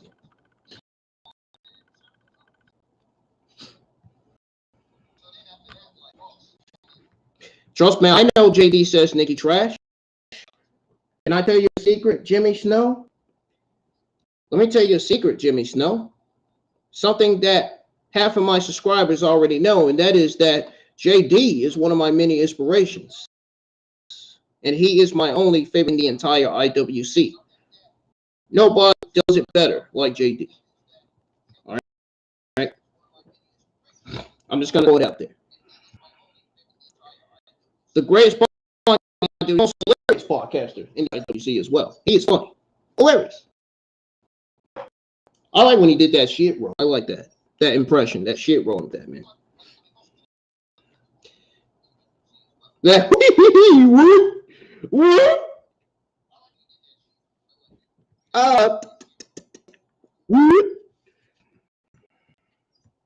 I like how he called out Ryan Satin on his podcast. That was funny. He called him a freaking emo. Oh man, he called him an emo, man. A comedian, this Jen. What a comedian he is, man. Calling Ryan Satin emo. He really is, though. Ryan Satin really is an emo fuck, though. He even blocked me on Twitter. JD wasn't the only one blocked on Twitter by Ryan Satin. I was too.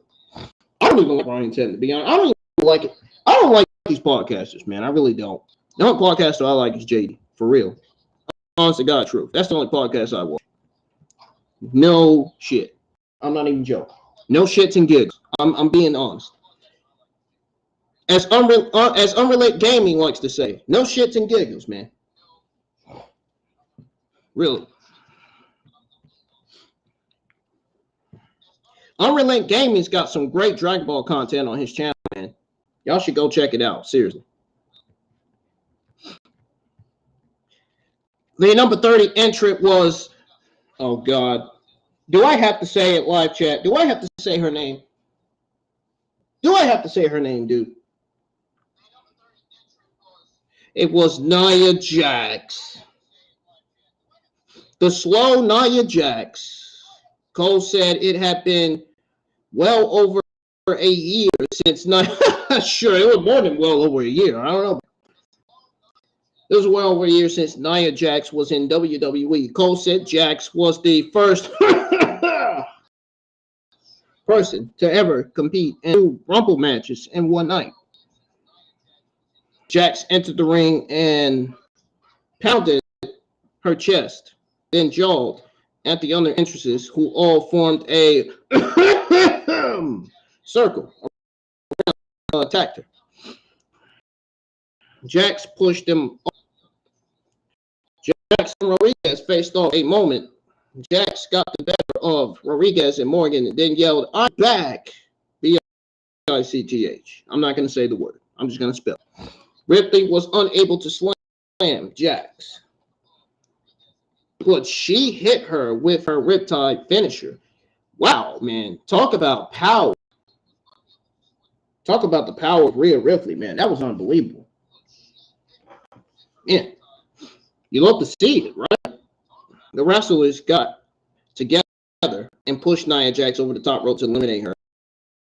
Jax crotch chop from ringside. McAfee said it took 11 people to eliminate Jax. Yeah, that's how big Nia Jax is. Could you imagine if WWE released her because she was overweight? Can you imagine that? I know I wouldn't. That would be terrible. That'd be embarrassing for Nia Jax. Nia Jax would probably even sue WWE for releasing her over her weight, maybe. But Rodriguez caught Evans with a clothesline on the apron to eliminate her. You know, they would do Nia Jax the same way they did Keith Lee and Ember Moon and Braun Reed on the main roster. You know, Vince and Bruce were still in charge. Vince would do Nia Jax the same way. Mark my words. You know they would. Asuka threw some strikes at Rodriguez. Asuka rolled her into an armbar. Rodriguez powered up Asuka. So once Rodriguez powered up Asuka, she pretty much dumped her onto the apron. But Asuka survived. Rodriguez threw onto the apron. Asuka fought with the middle and eliminated her with a high knee, which I like to call it high kick. Ripley dumped Nicole over the top rope to eliminate her, and that was the biggest elimination of Rhea Ripley's career right there. I mean, Nicole's a legend. I mean, if you got, you know. Mia Yim hit Shotzi with feet while she was on the apron, and then Shotzi fell on the floor to be eliminated. Niven threw Mia Yim over Shotzi, and Yim hit the floor to be eliminated. Rodriguez and Niven fought.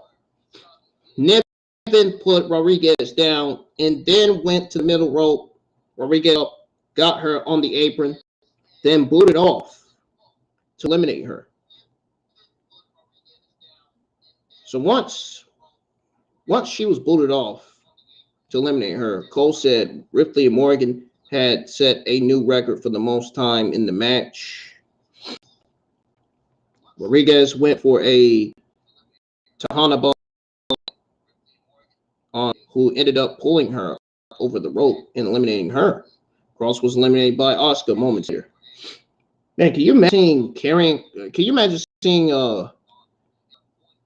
Nikki Cross versus Kana? Asuka? My God. 2 of the craziest gimmicks in WWE. 2 of the craziest in WWE, man. 2 of the craziest women with the craziest gimmicks. The match came down to Ripley, Asuka, and Morgan. Unless someone is hiding. Morgan got Ripley on the apron, but Ripley pulled her over.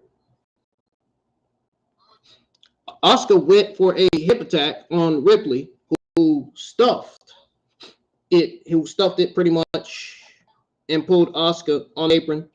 Asuka sprayed mist Ripley.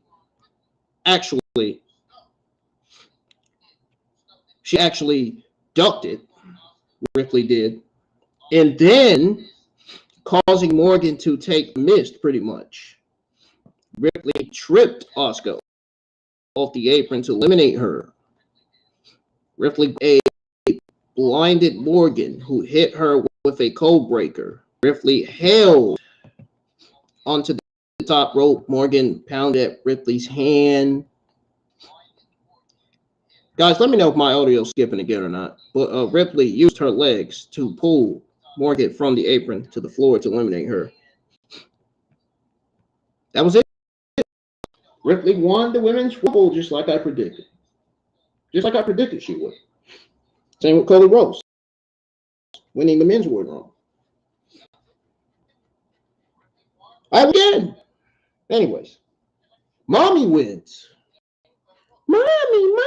What, Bobby? What, Bobby? I want to do something together in the bedroom, man.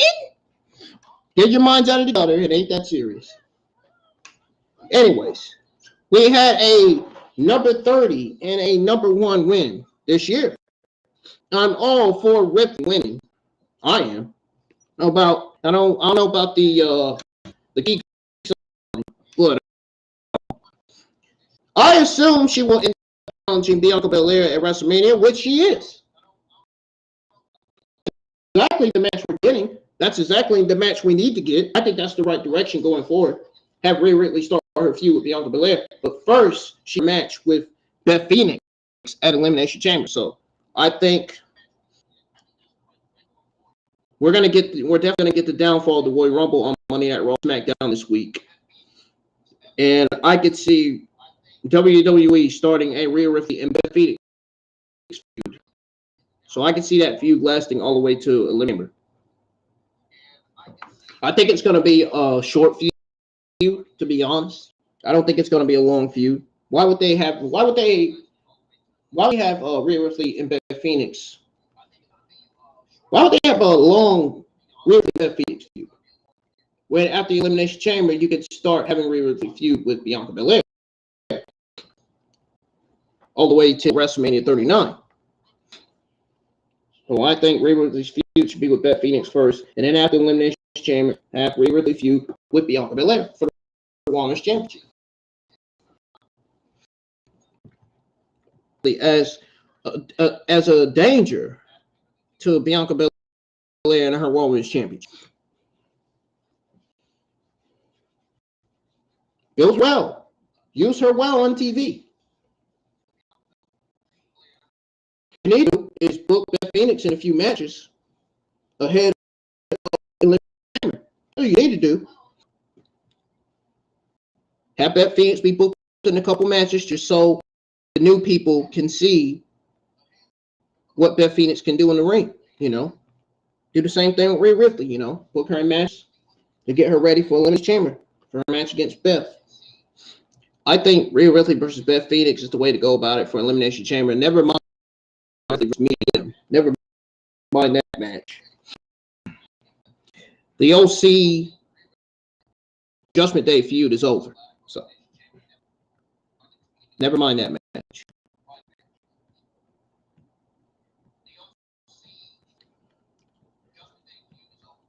So the Women's Rumble was fun, you know, with some NXT appearances.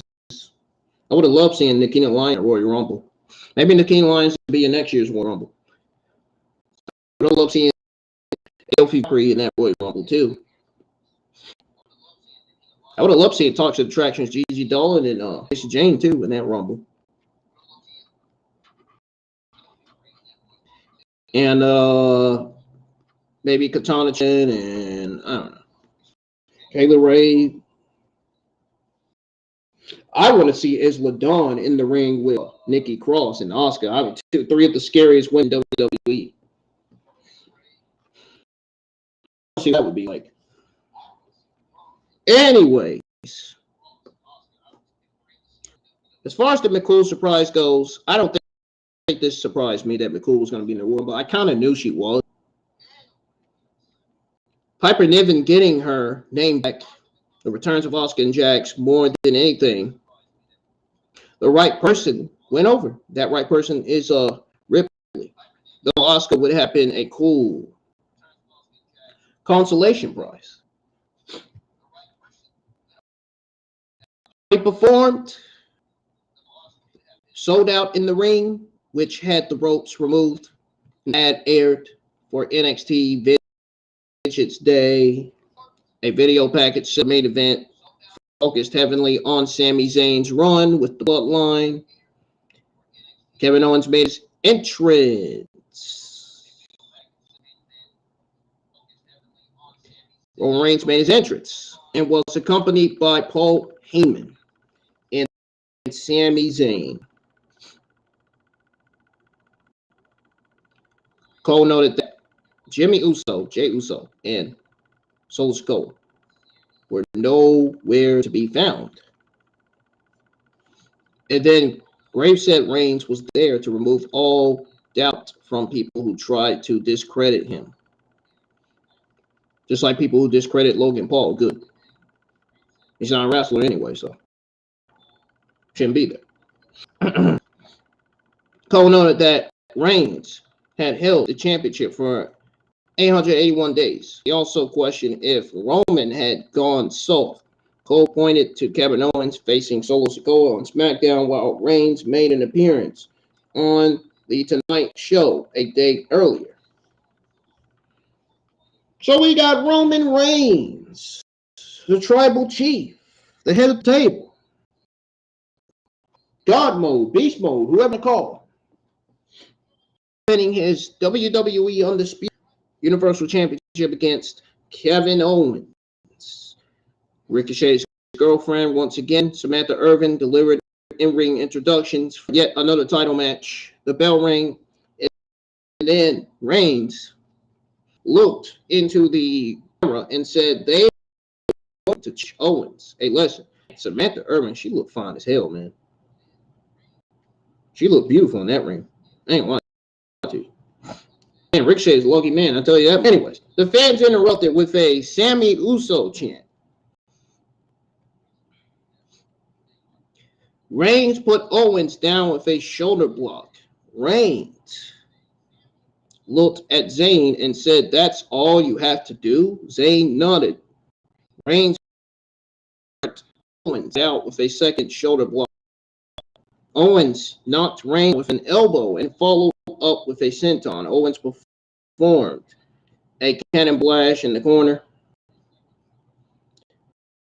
So then Reigns rolled to the floor, and Owens followed. After training,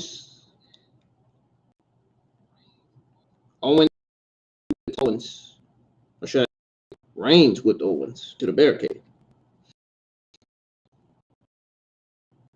Cole said referee Chapman was likely to let a lot during the match because he knew what was at stake. Owens performed another senton on Reigns and then rolled him back inside the ring. Reigns came back with a urinarium, a rock bottom, perhaps. Cole labeled it Reigns position Owens over the bottom rope, rolled to the floor. Then he got hit with a drive-by kick. A short time later, Owens performed a frog splash off the apron. Owens rolled Reigns back inside the ring and performed a top rope frog splash for a near fall. That was his first frog splash. He delivered a second one too at Roman Reigns. Owens barked Reigns to get up.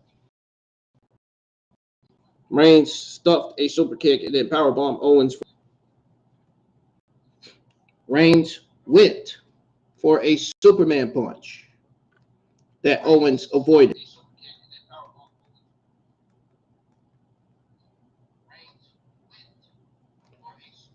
So Once again, powerbomb Owens for a 2 count. Then Reigns went for a Superman punch that Owens avoided.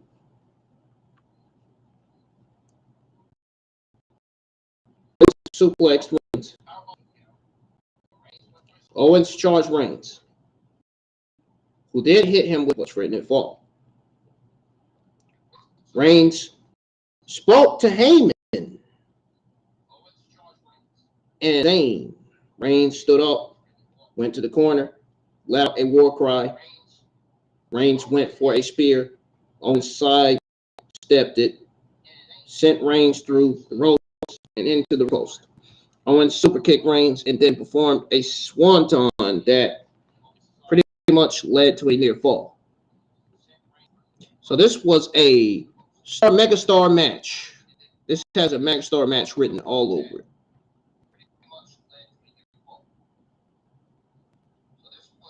After several video packages and performances, we had got the main event.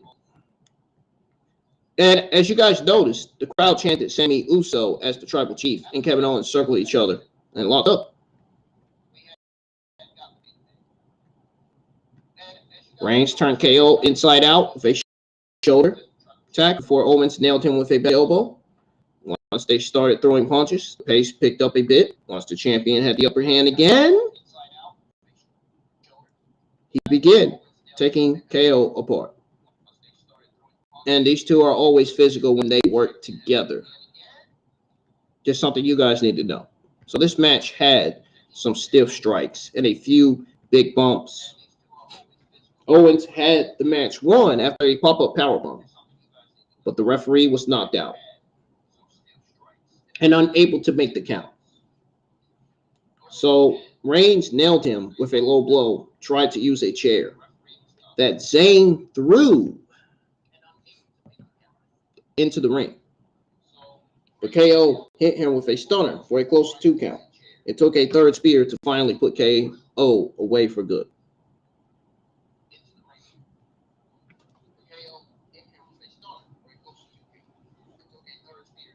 This match was good. Very, very good. Easily the greatest match. Easily the greatest match of 2023. The greatest storyline of 2023. The greatest storyline in all of WWE. The greatest match in Royal Rumble history was this match right here. But just like the rest of the show, you know, it was a bit too predictable. Even the spot with the referee getting kicked out could be seen coming from a mile away. What came after was everybody actually coming to see. You know what I mean? As Jey Uso was about to put a lead on Zayn, Reigns stopped him. He ordered the Usos and Solo Sikoa to keep beating on a defeated Owens as the honorary Us was forced to watch. They handcuffed KO to the top rope, took turns, super kicking over and over. Even the Young Bucks would be jealous of this super kick party. As Reigns was preparing to nail him with a chair, Zayn stepped between them. He said this was beneath the tribal chief. And speaking of the Young Bucks, Kenny Omega, the Young Bucks, their next feud is going to be with House of Black. No question about it. How soon? I don't know. Maybe after AEW Revolution, they'll start feuding. House of Black and the Elite. So Reigns handed him the chair. Zayn ended up hitting Reigns with the chair instead. Jey yelled at him before Jey Uso delivered a super kick. Solo and Jimmy beat Zayn down with Reigns cheering them on while Jey stood motionless in the corner. He left the ring and walked away as the rest of the Bloodline looked on. Now, we all know this turn was happening right from the word go last night. Reigns took out his anger on Zayn with a barrage of chair shots. If I was to grade this, I would give this an A+ completely. This was awesome. Great storyline in all of WWE. Great storyline of all time. I loved it. I loved it, man. That is long-term booking right there. I loved it. I loved it. Really. No, I'm not making that up. I'm not saying that to copy anybody. I'm saying truth. I loved it. It was long-term booking.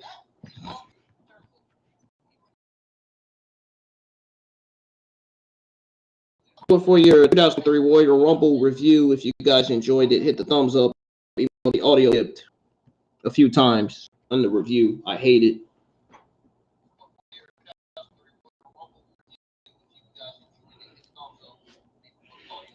Let's get a lot of likes on the stream minimum for the review.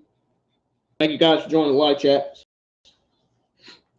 Go check out all the other contents to both my accounts. Are still in the description below. If you haven't checked out my Monday Night Raw and AEW Dynamite reviews from this past week, go check them out. Ladies and gentlemen, right back. I'm going to take a 3-4 minute break. And when I come back, it'll be time for your WWE Sunday night news. So I'm just gonna be on break 3 to 3 minutes, and I'll be back. So don't go anywhere. I'll be right putting some good music for you guys until I come back here. But I hope you guys enjoyed the Royal Rumble review, and I hope you guys enjoyed your time here in the live chat with me last night for my 2023 Royal Rumble watch along for the Royal Rumble pay-per-view. We had a good ass time last night. We had a lot of people there.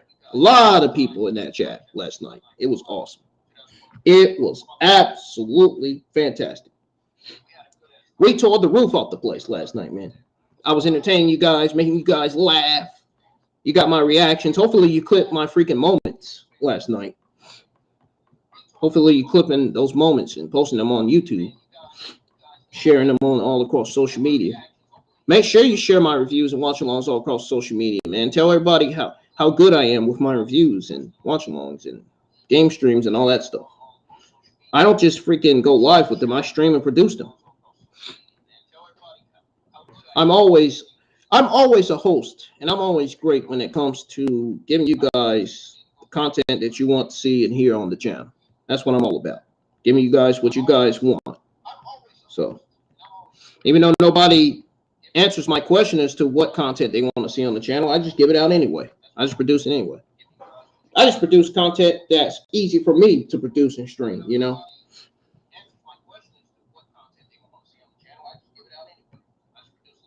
Hopefully by the end of this year, I should reach 1,000 subscribers. Let's hope so. I want to reach 1,000 subscribers by the end of this year, guys, and I want to reach 4,000 watch hours for review, for monetization. So that's going to be my goal for this year, man. Reach 1,000 subscribers and reach 4,000 watch hours. That's going to be the goal. Anyways, I'll be right back, guys. Don't go anywhere, because when I come back, coming up next here on the IW YouTube channel, we're going to go over all of your WWE Sunday night news. Might as well call it WWE Monday morning news, because it's getting ready to be Monday, nonetheless. But I'll be right back. Don't go anywhere, guys.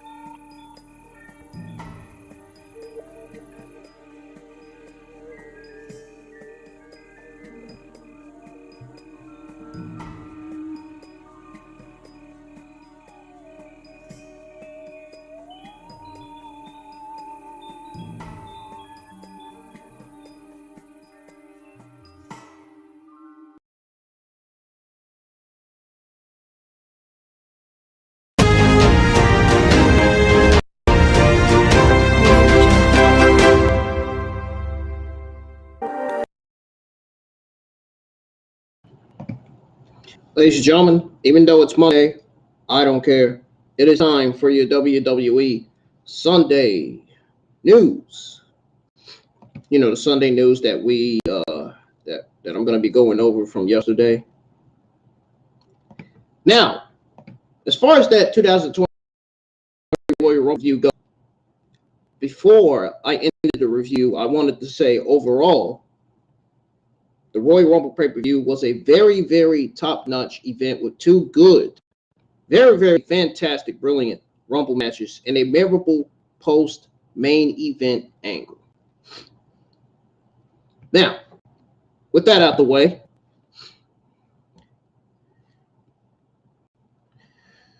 I'm going to go ahead and go over your WWE Sunday news here that we didn't get to go over. We're going to start with the news on Sami Zayn. So apparently, Sami Zayn's possible WWE title run could get blocked by Saudi Arabia deal. You guys are about to find out the answers to that as soon as I find it here.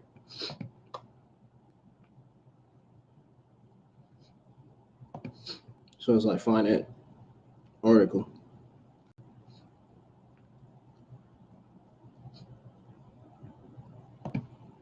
All right. I think we've almost, there it is. So, while speaking on Wrestling Observer Radio, Dave Meltzer was asked whether the Saudis could prevent Sami from becoming world champion. Now, Meltzer noted that it could be the case. That's what Meltzer says, not me. Okay. Just want to let you know that. It says here, and I quote, yes, because Saudi Arabia would want the top guy and the champion. Cena hasn't really gone to Saudi Arabia lately. Since 2018's greatest Royal Rumble, and he's a much bigger star than Sami. It's something, but it's not a death knell to him. And then he goes on to say they're not going to make him the top guy. They can still make the champion. Does Saudi Arabia play a part in the sense that they don't want him in Saudi Arabia? Let's be honest, I don't think it does. And he doesn't want to go to Saudi Arabia anyway. And if he's champion and they have a show coming up, yes, that's absolutely a factor. And it's a really good point. End quote. That's according to Dave Meltzer, live chat. What is y'all's thoughts on that? On what Dave Meltzer said? Let me know in the live chat. Sami Zayn is also not seen as a face of WWE internally. WWE never planned on making Sami Zayn a massive superstar. During the Bloodline storyline, which what I said was the greatest storyline in all of WWE. We all know that. I've said it about 2-3 different times already. Let's see what happens to Sami Zayn in the coming weeks. I will keep checking back with my sources once I news on this story, guys. If I get more, I will go over it with you guys. Now if we got that over with, move on to some more WWE news here. WWE apparently offered Stone Cold Steve Austin a ton of cash for in-ring return.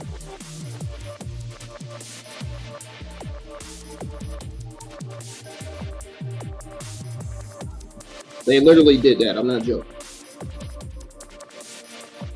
Charles sat reported behind Fightful's paywall that WWE offered Stone Cold a ton of money for a potential match.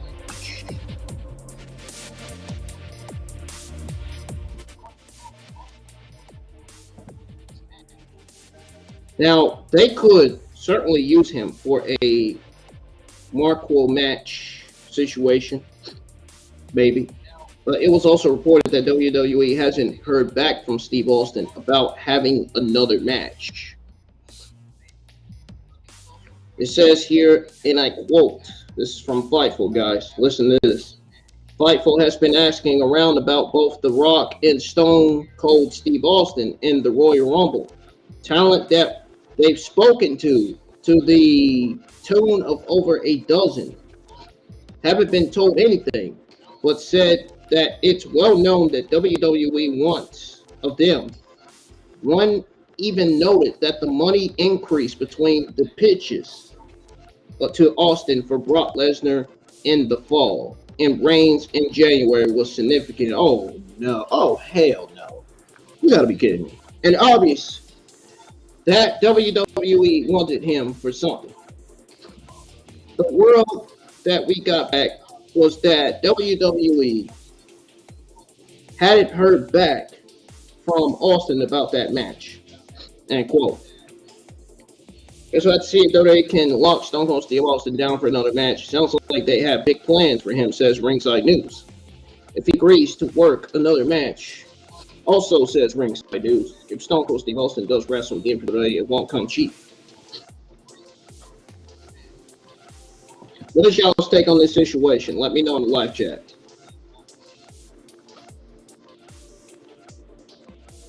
As you guys know, before the Cody Rhodes' Royal Rumble return, he had already had a hot merchandise sale. Cody's merchandise had been selling like crazy last weekend, they were told, says Fightful.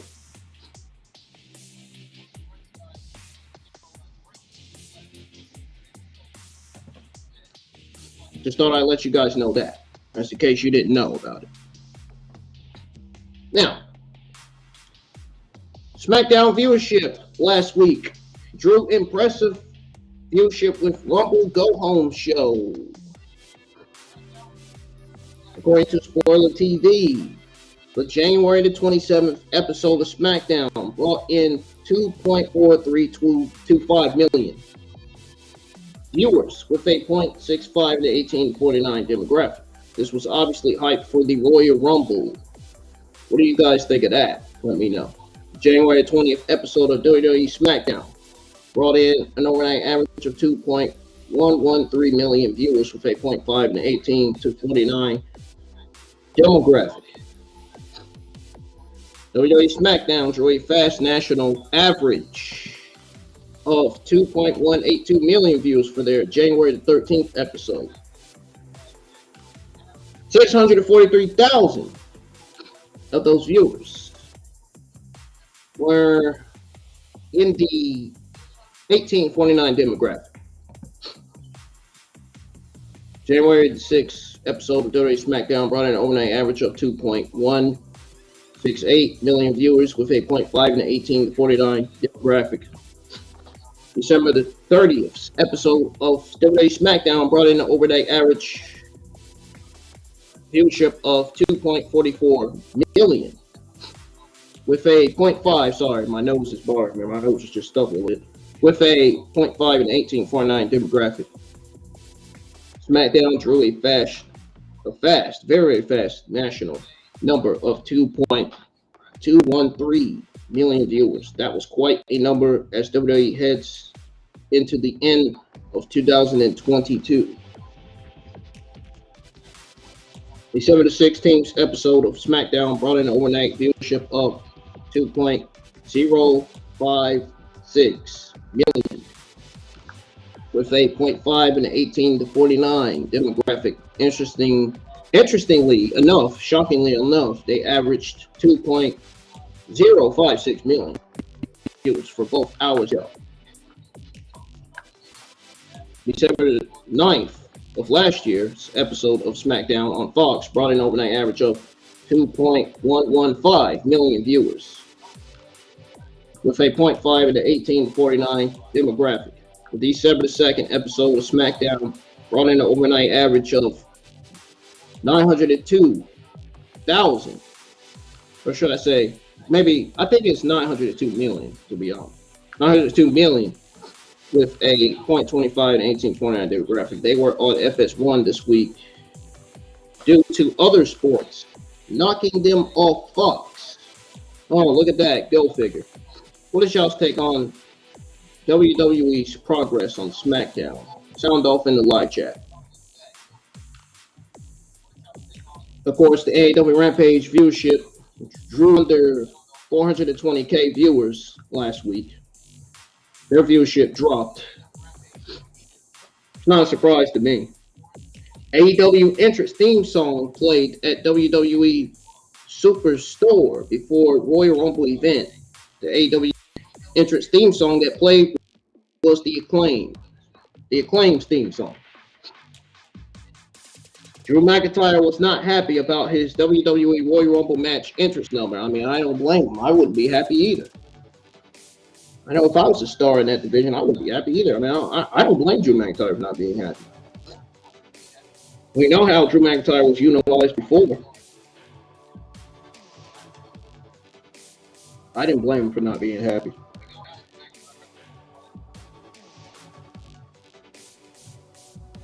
Yeah. He was probably unhappy even after he got eliminated. He was probably not happy about it. Get this, guys. I got some shocking WWE news.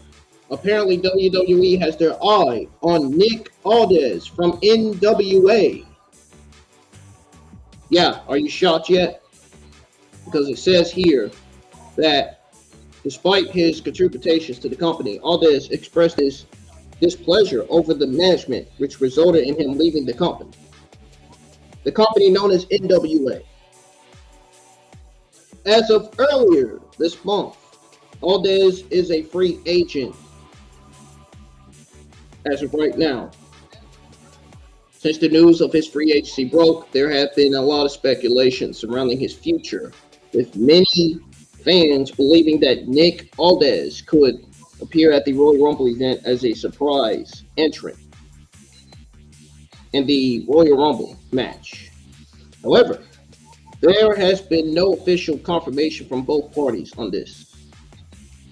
Ladies and gentlemen, I will go over your comments in the live chats after I give you guys your WWE Sunday news. So don't worry. I'm going to check out the live chat comments and see what everybody said. Fightful Select is now reporting that WWE has been interested in Nick Aldis dating back to his days in the NWA, which I knew that already right off the bat. They were interested in him last year, so I knew. My sources told me about that. I knew it right away. They also noted that his wife, Mickie James, is technically a free agent despite being the Impact Knockouts champion. I wouldn't be surprised if WWE signs her again.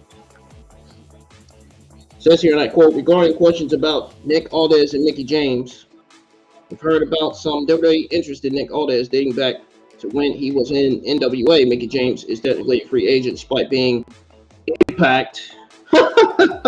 Impact. Nobody watches Impact. How many they got watching Impact now? 8? 8 fans? Or actually, maybe 2 fans. I don't know. Nobody watches that shit. Imagine not watching Impact on Access TV. Oh, man. Nobody watches that shit. If you watch that, you are a complete idiot. I'm sorry.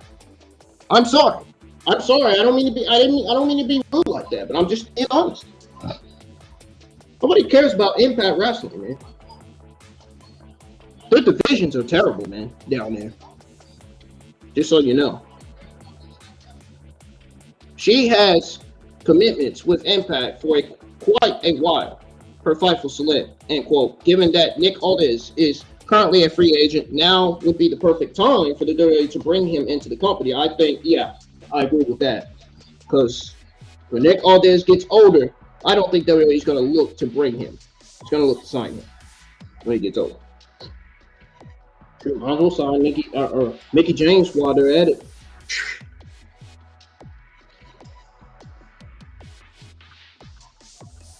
Then if Mickie James gets signed to the company, she's going to get some backlash. She's probably going to get some hate and heat, too.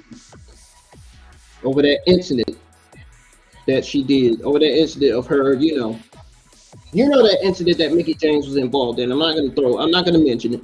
You guys know. You guys know exactly what I'm talking about. That incident that she was in. And it was said to be inappropriate, too. It was said to be not cool. The Royal Rumble is coming up in a matter of hours as of this writing. Anything is on the table. We have to wait and see if that happens. What is y'all's take on this story?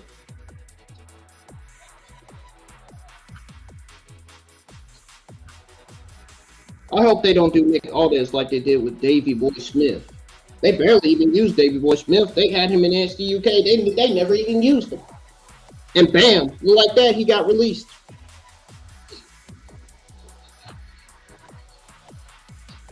I just wonder when Robert Roode is coming back. Rick Boogs, he's not back yet. I don't know when he's expected to come back. They ain't did no news articles on Rick Boogs. We need to update him. Rick Boots, how's he doing, man? I mean, I've seen videos of him lift weights. I mean, he's bigger than a bodybuilder. Really. He's in the best shape of his career. He's got them Batwing bodybuilder body. That's what he got. Anyways. My favorite women's division right now, guys, let me tell you. It's got to be, if there's one division that I love, it's the AEW women's division. They got some beautiful ass fucking females down there. They got some good, talented, beautiful females down there in that division. The AEW women's division is my favorite. I love the AEW women's division and what they're doing. They are doing so great. They are doing better than the NXT and SmackDown women's division. I don't know. Tell you that much. I'm sorry. SmackDown women's division sucks, man. Really. And yes, the SmackDown brand is my favorite brand, and yet the divisions down there suck. I wonder why. Because of Vince and Bruce. That's why.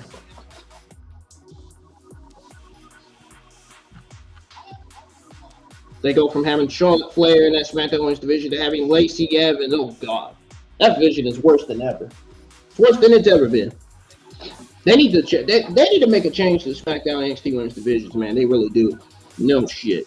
The Raw Women's division, I'd say the Raw Women's division sits at number 2, and AEW Women's division sits at number 1 at this point. At this point, SmackDown sits at number 4, NXT sits at number 3, the NXT Women's division. So, number 1 in the women's division, AEW. That's my favorite division. My favorite women's division, AEW. My main favorite in that division is Jamie Hayter. And Britt Baker. And Rebuild. I love the duo. My favorite duo in AEW. Britt Baker, Rebuild, and Jamie Hayter.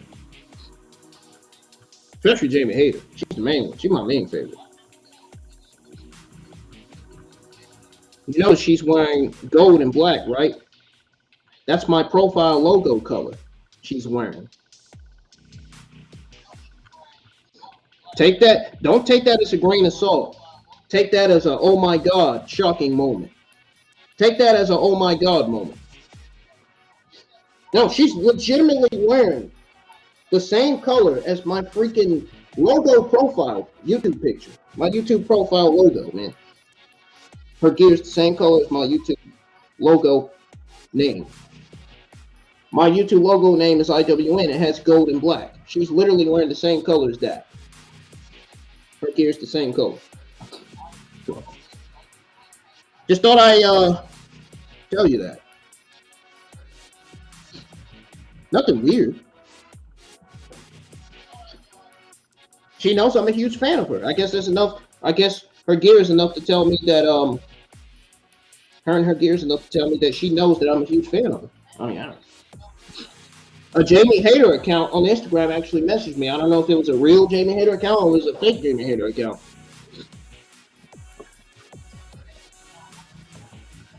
No, I'm not kidding, guys. Like, legitimately, I got a message from Jamie Hayter. I don't know if that was actually her or if that was her other account. I don't know.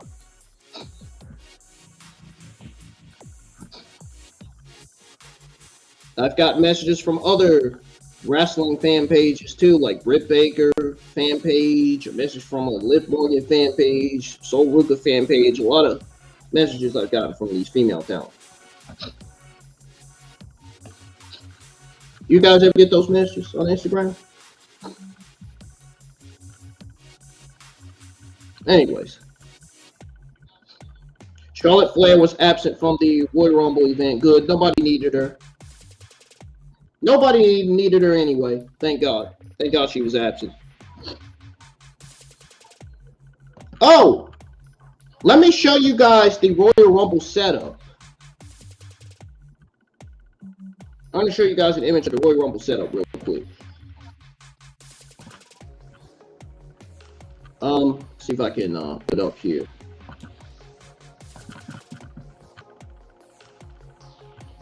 I'm going to show you guys with the setup.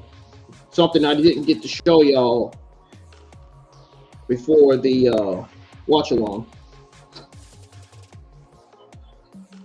I should have showed y'all the setup when Watch Long started, to be honest, really. Not before it, actually.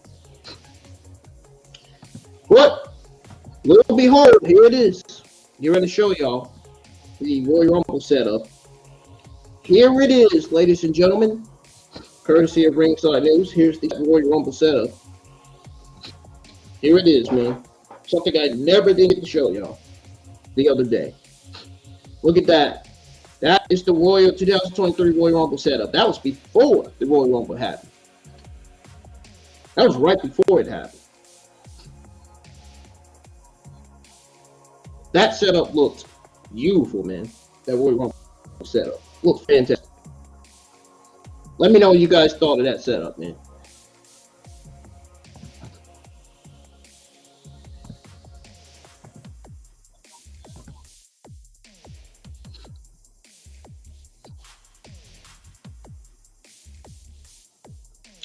All right.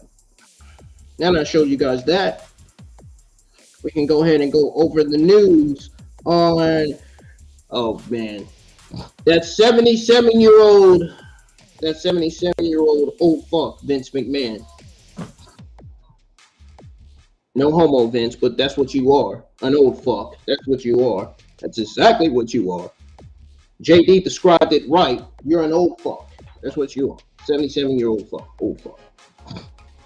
He's more like a 77-year-old demented old fuck. That's what he is. Demented.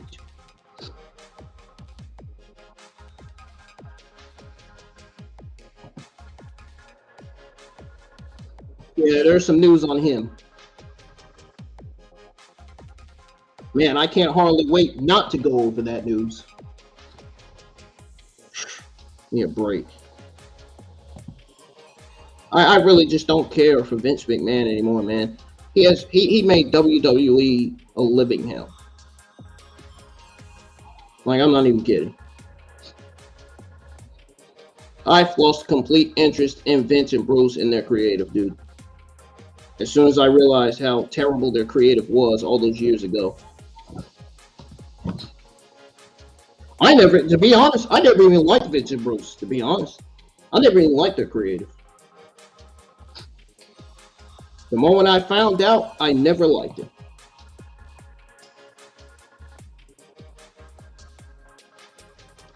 I'm trying to find that news article on Vince McMahon and I can't find it. That is weird. Why can I not? Oh, there it is. Okay, so Vince McMahon's schedule at WWE headquarters drastically changed since his return. So, Ringside News exclusively reported that Vince McMahon made his return to the WWE offices in Stamford earlier this month. He also brought back Brad Bloom as his chief of staff just a month and a half after WWE let him go. Vince McMahon also had not been attending creative meetings since his return to the company. Good. Get him out. Keep him away from creative control. While speaking on Wrestling Observer Radio, Dave Meltzer talked about Vince McMahon's schedule since his return, revealing that he no longer stays all night at the WWE headquarters like he used to. Nobody needs him there. Get him out. Get him out, man. Get him out of there. Says here, and I quote, and I hope he continues to get lawsuits. He needs to get the fuck out of it, man. He is such a complete disaster. He is such a disgrace to WWE. In ways that are being truthful. He is a disgrace to WWE in so many ways, man. It says here, and I quote, I was talking to somebody there, pretty high up, says the Wrestling Observer Radio's Dave Meltzer, who said the only difference is that he's at the office at 5. It's not like he is there all night like he used to be. He leaves. He is mostly working on the sale with no shit. Of course he was doing that. Does that not surprise me? No. Does he have his fingers in other pots? Of course. Dave Meltzer is so delusional, man. He does. But he's not, whatever he's doing at night. whatever he used to be adonerated, or should I say adonalized, by business and always wanted to work. Maybe this is a good thing for him at the stage of life because he had no other things he enjoyed. He finds stuff to do. And then he goes on to say, it's like, with me, there's never an ending to work. You never catch up when you're in his position or mine. You just do the best you can. So if he's leaving, it tells me that he has something going on that is important to him, which is a good thing for him. Vince McMahon also increased in rank in the list of the world's richest billionaires after his return. I have to wait and see what will become of Vince McMahon in the end, and if he will truly end up selling WWE soon. I don't know, man. I don't think I see him. I don't think I see him selling WWE. I just don't see it. I just don't see it happening. WWE doesn't need a sale, as JD stated on this podcast. The stocks are up, the viewership is up, the ratings are up. Yeah, I checked out. I checked that out, and that news checks out. That news checks out to be true. The stock, the viewership, and ratings are up. The news about that is true. Matter of fact, I could have sworn I gave out the news about that a few months ago. I sworn I did on one of my reviews, on one of my streams.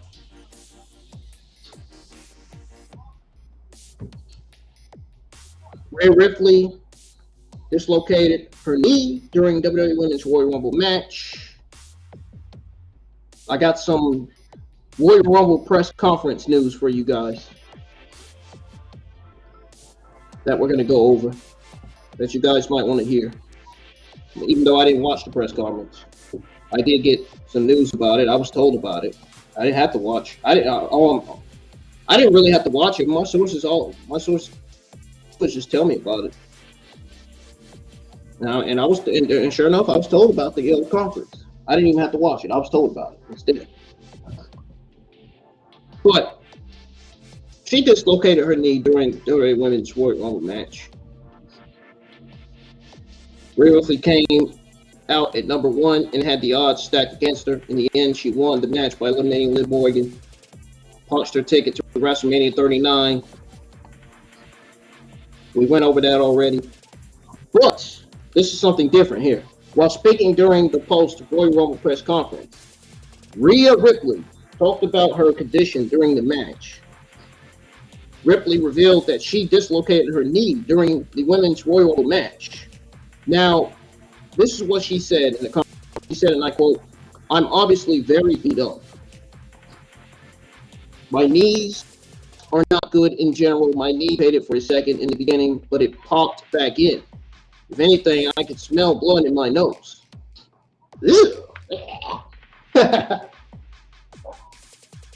Well, my shift manager likes to say, no, I'm just playing. End quote. We had to wait and see who Rhea Ripley would choose to face at WrestleMania 39 in April. After all, both Bianca Belair and Charlotte Flair are Charlotte Flair. No, I'm not. No, Charlotte Flair is a terrible opponent for Rhea Ripley. No, do not book her against Charlotte Flair. No, we need to be seeing Bianca Belair versus Rhea Ripley. No Charlotte Flair versus Rhea Ripley. You know how many times we've seen that match? That match was a complete disaster. Charlotte Flair and Rhea Ripley had one of the worst NXT Women's Championship matches in WrestleMania history. It was not good. They buried and wasted Rhea Ripley. That was the time when Rhea Ripley's run was a complete forefest. That was the time when they actually wasted Rhea Ripley. They just booked her matches and she lose week after week after week. Right now, Rhea Ripley's having the best time of her life. Well, she did last year, and she's going to this year more once she wins that Women's Championship over Bianca Belair at WrestleMania 39. Bianca Belair versus Rhea Ripley is going to be one of the most talked about matches in WrestleMania 39 history. No question about it. I cannot wait to see that match. That is going to be great. If it's produced right and written right, if it's booked right, Now, Bray Wyatt apparently feels incredibly satisfied after the pitch black match at WWE Royal Rumble. Meanwhile, you got some of the negative simps online who say otherwise. They don't feel satisfied with the match between Bray Wyatt and LA Knight. That's their loss. Oh well. Ain't got nothing to do with me. And they got nothing to do with us.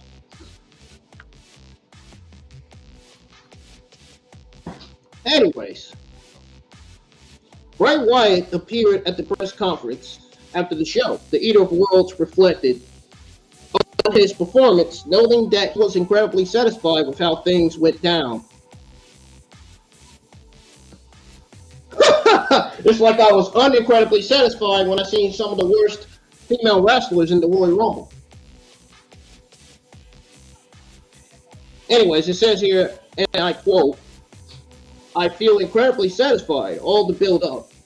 I don't think everyone realizes all the time and what it takes. Just like everyone realized that we didn't get no Uncle Howdy review. We were unsatisfied that Uncle Howdy didn't review his identity. He was supposed to review his identity at the Royal Rumble. Well, that got scrapped. That didn't happen, which was a complete letdown from the word go." And then Bray Wyatt goes on to say, "Right now, it's a wonderful feeling, but it's been a wild week. A really wild week. But the payoff is now." End quote.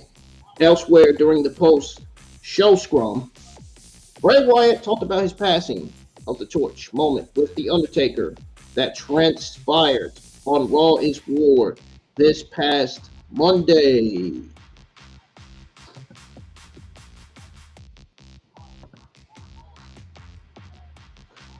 I'm going to start inviting guests to join me for my reviews and watch-alongs. That's what I'm going to start doing. I like this. I'm loving what I'm doing. I'm so great at what I do. Anyways, for those who missed out on the event, Uncle Howdy showed up to help Wyatt in a major way, yet he didn't reveal his identity. Yet he didn't take his mask off. There was no reveal of Uncle Howdy yet. I'm guessing we're going to get it at WrestleMania 39. We ain't getting it at Elimination Chamber. We damn sure ain't getting it during the draft. So the mysterious figure took out LA Knight with an elbow drop from an elevated platform after the match. I love how he dived from the platform and then the Similans on social media got mad. That was hilarious. It's like when the thing got set on fire, the table got set on fire, outrage was immediately poured in on social media, on Twitter, Instagram, and Facebook. Bray Wyatt is also sure something will happen at some point with Alexa Bliss. Yeah, sure thing. Sure thing. Yeah, way to say that in the freaking press conference. Ain't nothing happening to Alexa Bliss. She's still going with that same old terrible Bray Wyatt gimmick. Still going with it. Seems like WWE's never going to give her goddess gimmick back, man. I don't understand why. Why would you not give her goddess gimmick back? Why? Is WWE not a fan of it? I mean, I don't understand it. I don't understand what's so hard about giving her goddess gimmick back. I don't get it. Do you guys in the live chat get it? I don't.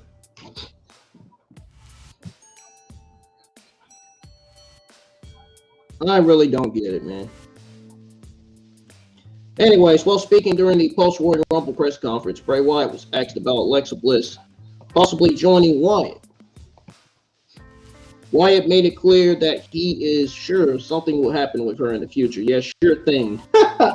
Yeah, right. Like you're supposed to have me and the entire community believe this. Nah, I don't believe that for 1 second. Give me a break. It says here, and I quote, "I think me and Alexa are connected forever, no matter what." Jesus Christ, it sounds as weird as it sounds anyway. It's just kind of the way it's gone. And where it leads, I don't know. No one knows. I feel like there will be something at some point. And it will be memorable. I'm sure of that. End quote.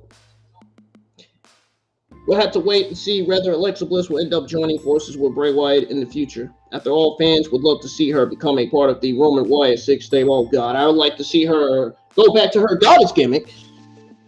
That's what I like to see. Never mind that freaking Wyatt 6 stable shit. Never mind that. I'm pretty sure everybody in the live chat would like to see her go back to her normal gimmick too.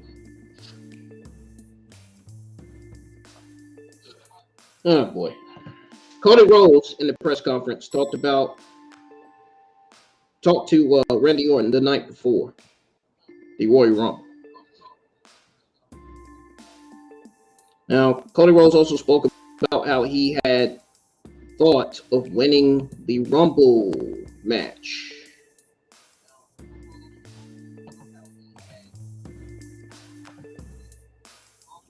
For the past 10 years. Now, the American Nightmare recalled being one of the final four in the 2009 Royal Rumble match. He says here, and I quote, good God, this is a long-ass fucking paragraph to read. It says here, and I quote, the thing I wanted my whole career, a moment like that. I don't think he'll mind me telling you guys. I talked to Randy Orton last night, and I was at the Royal Rumble at the very end. Triple H, Randy Orton, and myself, Triple H eliminated me. And then Randy Orton eliminated him, and that caused him to win the Rumble. And he brought us in the ring. So then he goes on to say, listen to this, guys. He goes on to say, I was just sitting on the floor. Stay small. He brought us in the ring. I thought to myself, I want to be that guy. And then I thought, that'll be next year. And here we are. It's been over 10 years. The thing I've been missing that I don't take for granted is had somewhere I connected with people. Maybe in 2015 when I took my excursion. Because I have the honor and the burden that I don't play anybody. I'm me. Tonight, me was good enough, and that feels good. End quote. Cody Rhodes entered the Rumble match at number 30. He last eliminated Gunther, who broke the record for the most time spent in a traditional Royal Rumble to win the match. What's y'all's take on this story? Cody Rhodes also admits he's been very careful using Roman Reigns' name. Now, why would he say that? Why would he say that? Well, tell me he's scared of Roman Reigns now. Jesus Christ.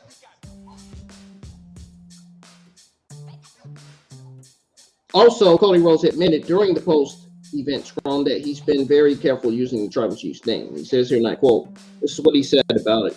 I've been very careful about saying Roman's name because I knew, and I'm sure he knew.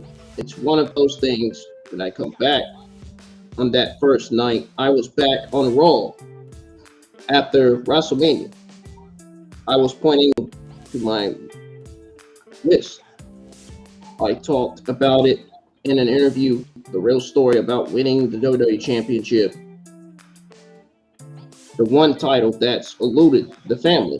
And I'm sure he heard that. And I've watched everything that Roman's done. And I have nothing but respect for him. And to see him there at the end of the night, that's a pretty rough scene.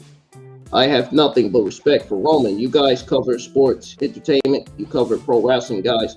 I can't tell you I'm the best wrestler in the world unless my name's Roman Reigns. I like to think I'm number 2, right? And I always say Seth is number 3. Roman is undisputed. That's the best way to pretty much put it. Where to put it. And then he continues to say that I always say Seth is number 3. Roman is undisputed. That's the best way to put it. He's undisputed. And if that's the situation, we're walking into 60 days at WrestleMania. I can't strive under the lights. He's been there before. I haven't. And that's going to take everything I could possibly muster up and I could ever have. But I've got to finish this story. It's real.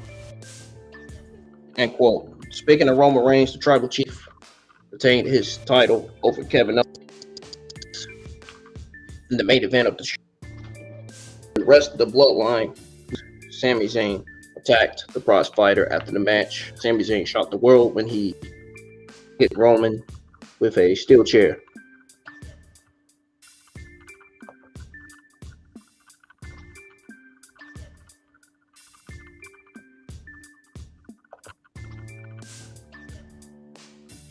So what is y'all's thoughts on that? Let me know.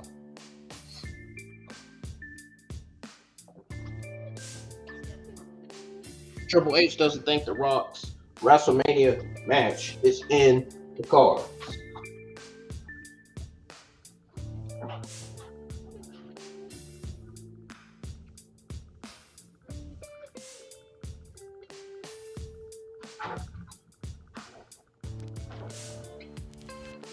Yep, that's apparent, guys. That's no fake news. That's real news. That is not K-Far. Not making that up at all. So, last year, Roman Reigns even called out The Rock during a live event. In fact, The Rock's WWE return was said to be 100% in the plans. However, the likelihood of it happening now seems unlikely. This is because The Rock simply couldn't be ready in the time to wrestle at WrestleMania 39. While speaking during the post-Royal Rumble press conference, Triple H talked about The Rock's status for WrestleMania. Triple H stated that he doesn't believe The Rock's match at WrestleMania 39 is in the cards. That's what he believes. It says here, and I quote, apparently he can't get in shape in time. He looked pretty jacked. I thought I saw Black Adam the other day. I don't think it's the uniform. He's incredibly busy, so I know him for him, and I know his family, background, and everything. And then Triple H goes on to say, so I knew him for him, and I know his family and background, and if he could be here for WrestleMania in Hollywood,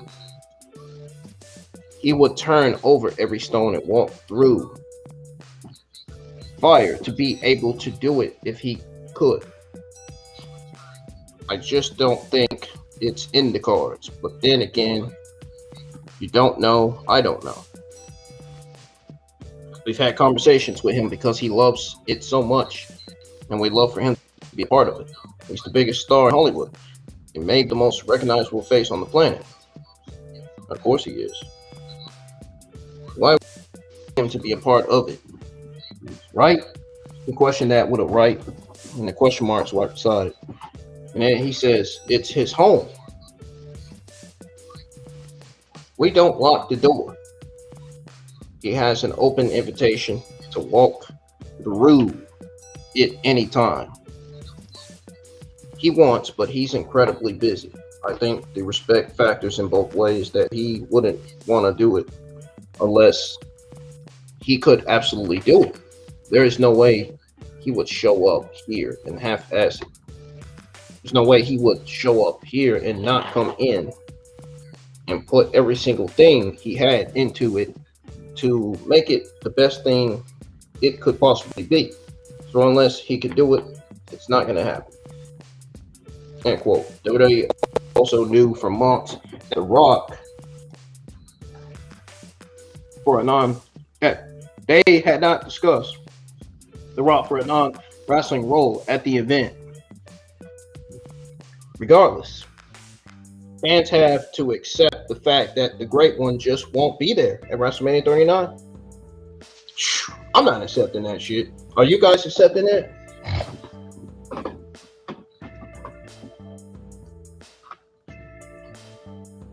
The Rock said he won't be there because he ain't in shape enough to be there. You kidding me? That sounds like a lazy person to me. I mean, no offense, I'm not trying to say he is, but it just sounds like it.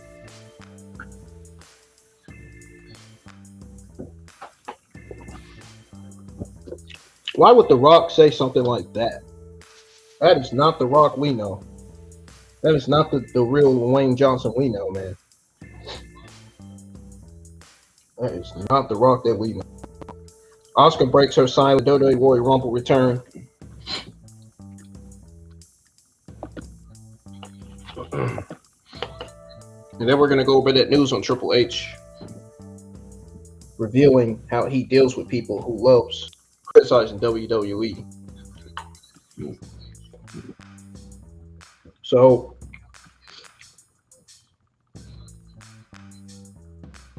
the Empress of Tomorrow made her shocking return during the Women's Royal Rumble match last night. She came out, or should I say, Saturday night.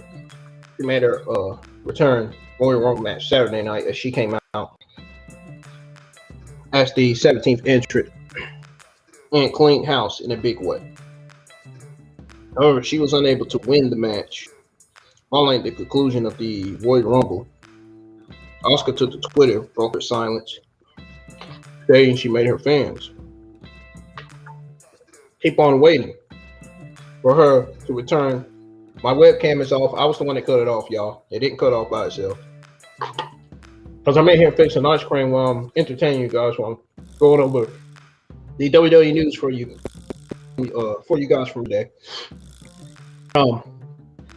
Asuka took to Twitter, broke her silence, stating that she made her fans keep on waiting for her return. It's amazing that I can fix ice cream and actually still talk at the same time and still go over your WWE news. Now, she made her fans keep on waiting for her return in a reference to Metal Gear Solid V. Kept you waiting, huh? It says from Asuka, and quote, fans certainly missed her as well. I have to wait and see how Asuka will be booked now as she has returned to WWE after a long hiatus.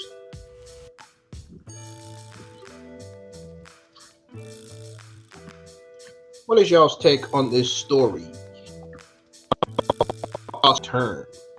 Her breaking her silence. Let me know.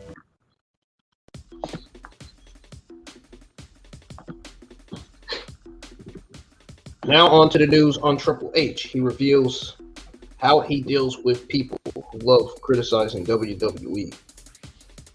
While speaking during the post-Royal Rumble press conference, he was asked about how he deals with people who love criticizing the company.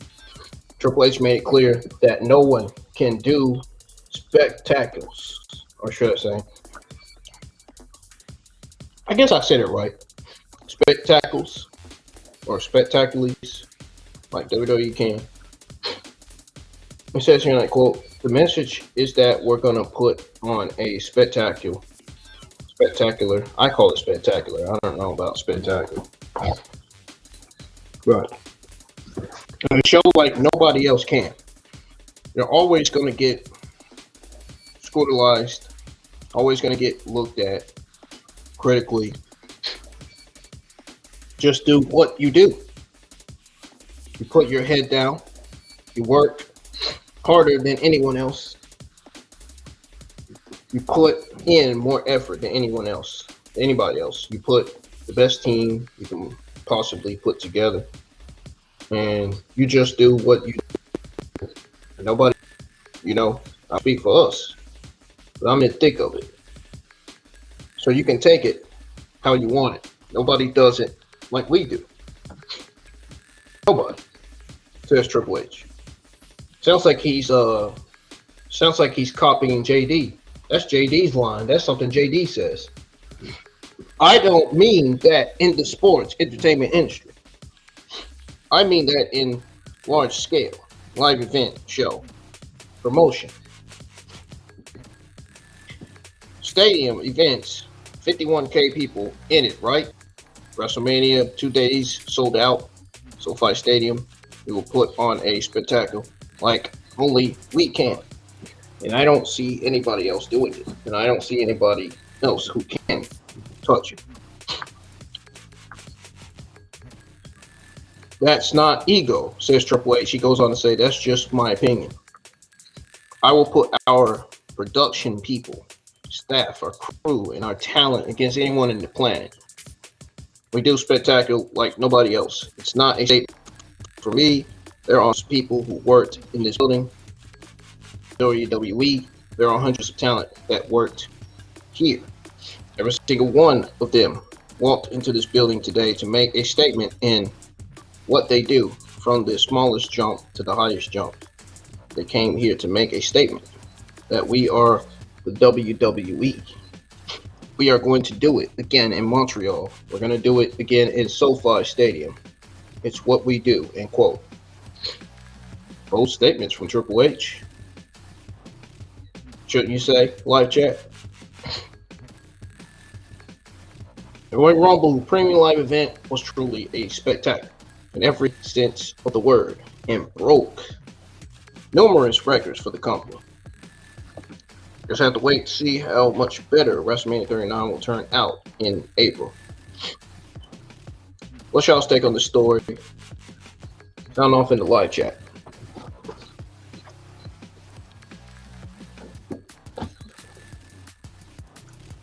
I gotta fix this ice cream before it gets cold, guys.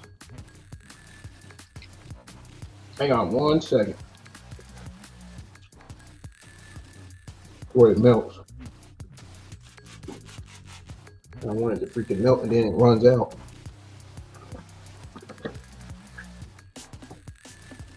We got a little bit more WWE news to go over and I'll be out of here. And I gotta go over the live chats after that. And then I'll be out of here. Over your live chat. This ice cream melt, this one milk.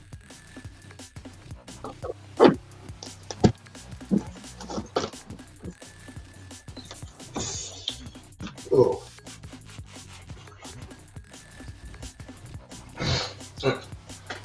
And I gotta put this up. My throat feel weird again too. I don't like that. Did y'all's throat ever feel weird? I don't mind do.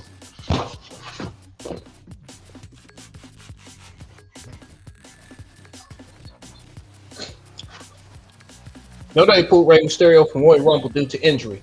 Now this is the news everybody's been waiting for. Everybody's been wanting to know why Rey Mysterio wasn't in the Royal Rumble. Why Rey Mysterio wouldn't come out of his entrance. Well, you guys are about to find out why. It was due to injury. That's the answer. But I think there's more answers to that than meets the eye, to be honest.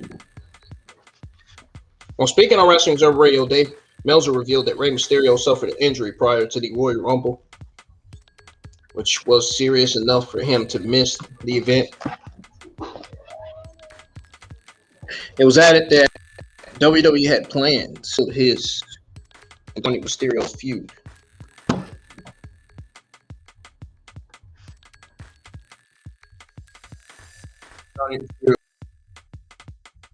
That did not end up happening.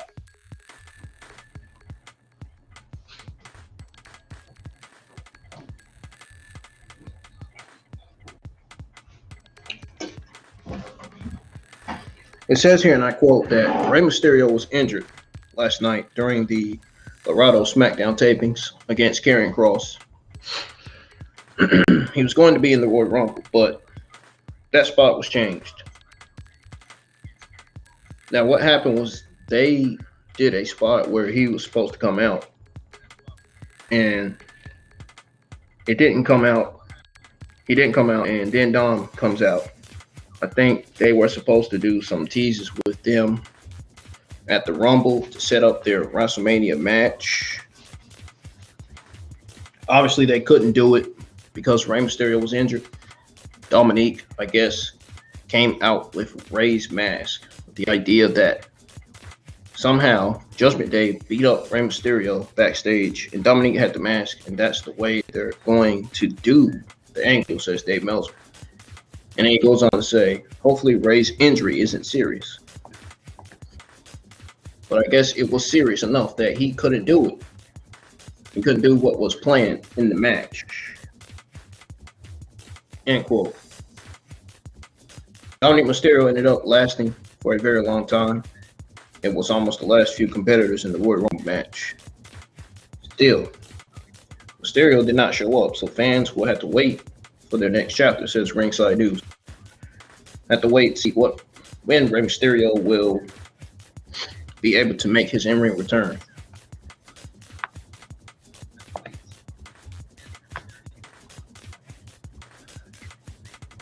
What's y'all's prediction on when do you think Rey Mysterio will make his in-ring return? Sound off in the live chats.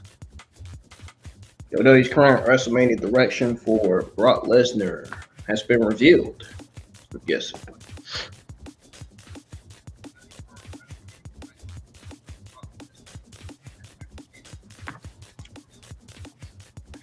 Brock Lesnar had a brief confrontation with Gunther before Bobby Lashley came out and eventually eliminated Brock Lesnar while speaking on Wrestling Observer Radio. Dave Meltzer noted that the current plan for Lesnar will see him face Bobby Lashley at WrestleMania 39, which I already knew. I heard it from JD. I heard it from other podcasters. And I also heard it from other sources as well. It says here, and I quote, it's possible they could do Lesnar versus Lashley at Elimination Chamber and Lesnar versus Gunther at WrestleMania. I can check on this again, and I will. But I was pretty much told no Lesnar and Gunther. I have not been told no Lesnar and Lashley, says Dave Meltzer. Then he goes on to say Lesnar and Lashley is the one they're pushing hard.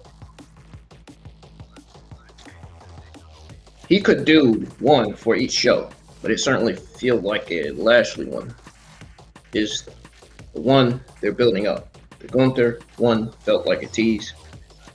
It felt like something for someday. We got this in our pocket. The Lashley one felt like this is a WrestleMania, end quote. Guess I have to see how WWE will be booking Bobby Lashley and Brock Lesnar's feud in the coming weeks. WrestleMania 39 is only a little over 2 months away now.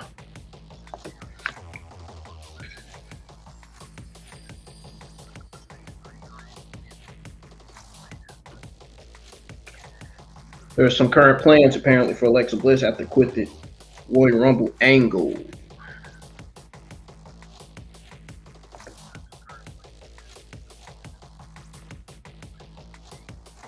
Also, Cody Rhodes wasn't fully cleared to compete until the day of Royal Rumble, and Cody Rhodes was WWE's backup plan if The Rock couldn't work WrestleMania. We got that news to go over, and the last news we have is on WWE's plan for Chelsea Green after Royal Rumble.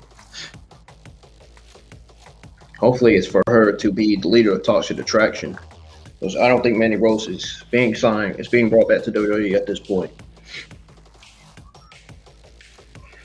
Speaking on Wrestling Observer Radio, Dave Meltzer talked about Alexa Bliss' loss. Meltzer stated that her loss was just the beginning of her transition into Bray Wyatt's storyline. He goes on to say, and I quote, KOD, nothing special. Bianca pinned her, and then we had an Uncle Howdy video, and it was over. Then he goes on to say, obviously, Alexa Bliss and Bray Wyatt are going to get back together in some form, a major storyline. The idea is that Alexa Bliss losing clean is part of the transition. I don't want to see Alexa Bliss and Bray Wyatt get back together. I want to see Alexa Bliss in her goddess gimmick. I want to see her as a singles better in that gimmick. The idea, or should I say, wasn't the final destination. It was really nothing, just a 7-minute match. The match they had on Raw was far better than this one. End quote. That's what Dave Meltzer said, guys, not me. Even Bray Wyatt is sure something will happen at some point with Alexa Bliss. It remains to be seen whether Alexa Bliss will end up joining forces with Bray Wyatt in the future. Hopefully that doesn't happen, but Uncle Howdy is calling her name. After all, fans would love to see her become a part of the Roman Wyatt 6 Day. Well, that's the fans in the crowd, not the fans in the community. You haven't heard from the fans in the community yet. The IWC Mercs. The situation is certain to heat up on the road to WrestleMania. Ringside News will have all the twists and turns, which I believe them, of course.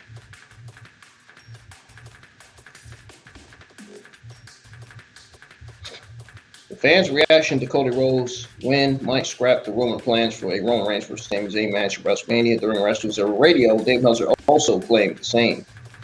He also noted that WWE might make a decision on how to move forward after this week's episode of Monday Night Raw. Meltzer went on to say that he was told that Cody Rhodes was always the plan if The Rock couldn't make the shows.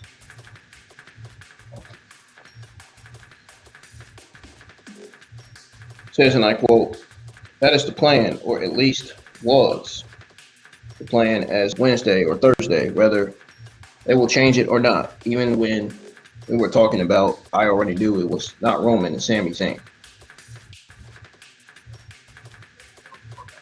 Which is probably why they didn't talk about it so much last week.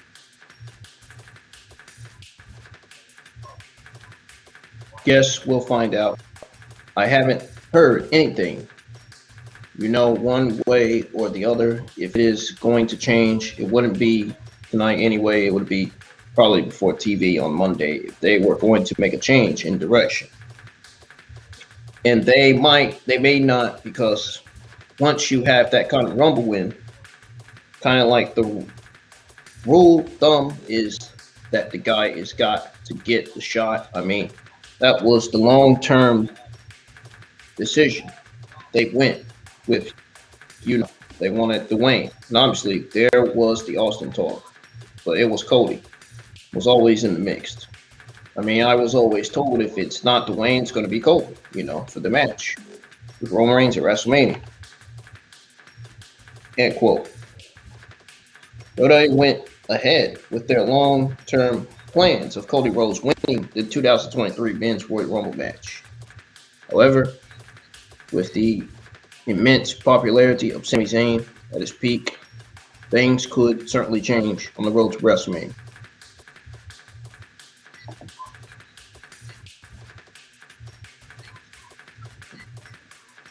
We got the other news on Cody Rhodes to go over, and the last news on Chelsea Green to go over, and I'm going to go over the live chats, see what everybody says, and then I'm getting out of here. Hopefully everybody that was in here from earlier are still here. Hopefully. I hope you guys are still here, man. Especially if you want to hear my comments on what you said in the live chat. Or my response, should I say.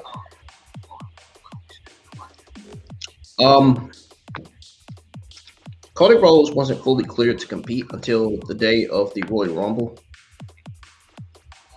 While speaking to Ariel Helwani of BT's The American Nightmare, revealed that he was not able to compete in the match until the day of the Royal Rumble Premium Live event. It says here, and I quote, "I went to the Performance Center. I remember I made a joke in AEW about hip toss class. I did a hip toss class. Thank God for it.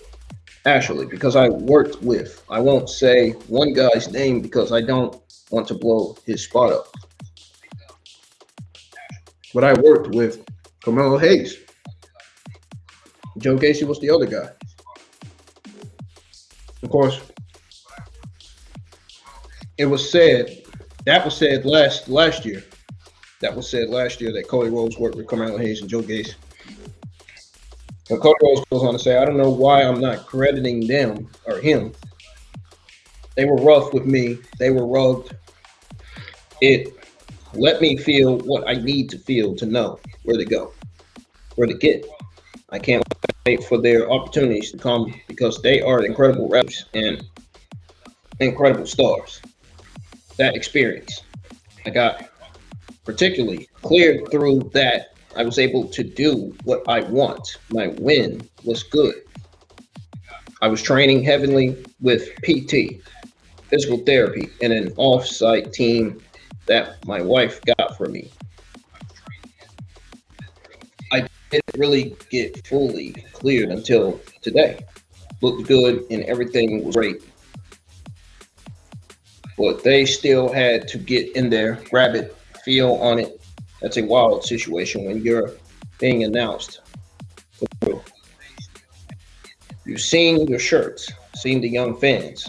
I think it was more of a formality than anything. But it still had me kind of shaking. WWE has been very good to me, medically, very good. I'll be in PT for the rest of my life.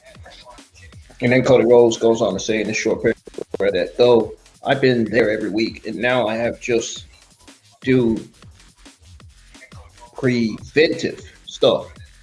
It changed everything about how I trained. End quote. Cody Rhodes was also WWE's backup plan if The Rock didn't make it for WrestleMania 39. Cody Rhodes will, in my opinion, challenge Roman Reigns for both of those titles.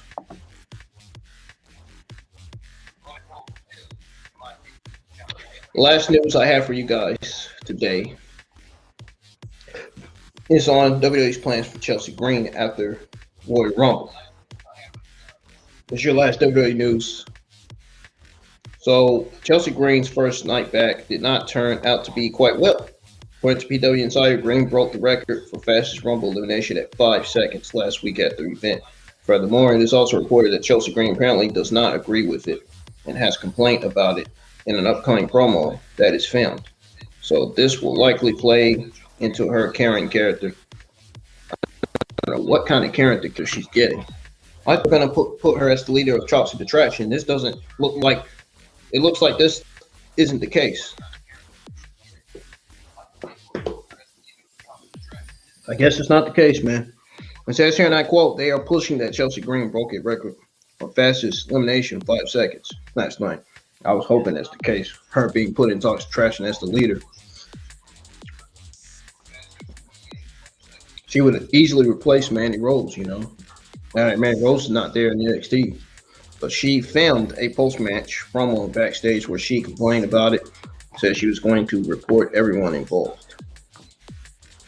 End quote. Chelsea Green returned to the Global Giant at last night's WWE Royal Rumble event as a surprise entrant in the Women's Rumble match, as mentioned. She entered the match only to be eliminated by the eventual winner, Rhea Ripley, in mere seconds. Chelsea Green started in WWE back in 2018, to those of you that didn't know, with a handful of appearances. It was before becoming an official competitor in the developmental territory, NXT, where she became a top prospect. Even before her official main roster call-up in 2020, Chelsea Green made a few appearances at WWE's flagship shows and pay-per-views. Her main roster stay was cut short when Chelsea Green was released in April 2021. The Hot Mess went on to improve herself as an in-ring competitor in Impact Wrestling and other independent promotions. Moreover, rumors began swirling months ago that Chelsea Green was on her way back to WWE.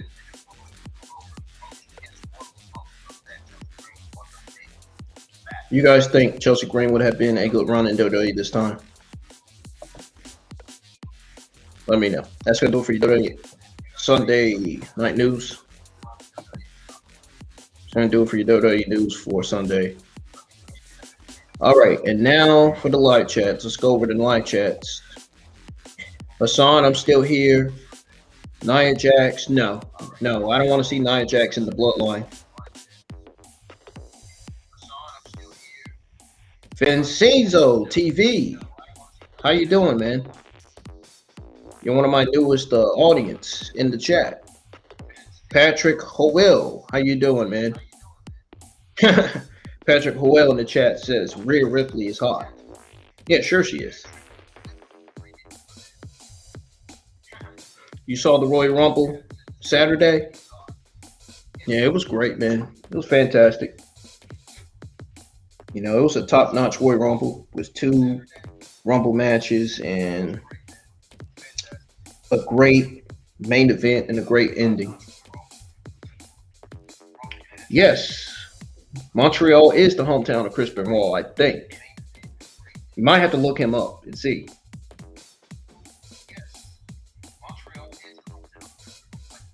I wish I had the chance to see a few deceased wrestlers perform in life. Well, man, it happens. Deaths happen, man. You know, just like my dad, he passed away last year from a liver disease. But it's a new year. I'm over it. I've moved on from it now. And I don't even think about it no more. Still love my dad, but I don't even think about it no more. I moved on. I was ready for a new year. I was tired of stressing about it, thinking about it last year. I had been moved on from my dog's death already, you know.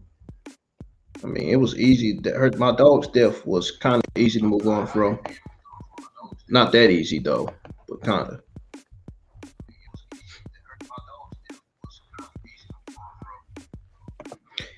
Yes, Hassan, you're correct. I was doing a Royal Rumble review. Everybody knows that. Don't worry, they can see that. They can see the title. I only have seen 3 deceased wrestling personalities in my lifetime. Oh, I don't know what to say to that one. Corno of Comedy, ¿cómo estás?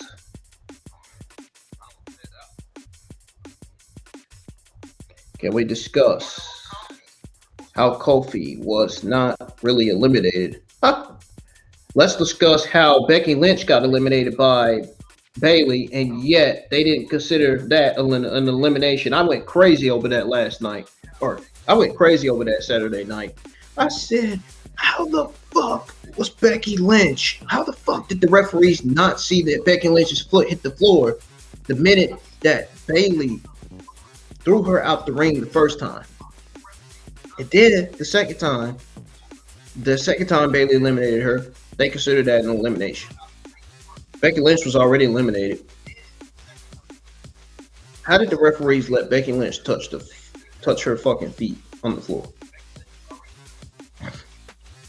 I went crazy over that. I went crazy over that, dude. I went crazy over the fact that the first time Bayley eliminated Becky Lynch, her feet touched the floor, and they didn't consider that elimination. The second time she eliminated her, they considered that elimination. It didn't make sense. It did. I'm like, what the fuck? You know what I'm saying? Jimmy Snow 132 in the chat says, I feel so bad for Sami Zayn. Yeah, I felt bad for Sami Zayn too, man. I felt bad for Sami Zayn too, brother.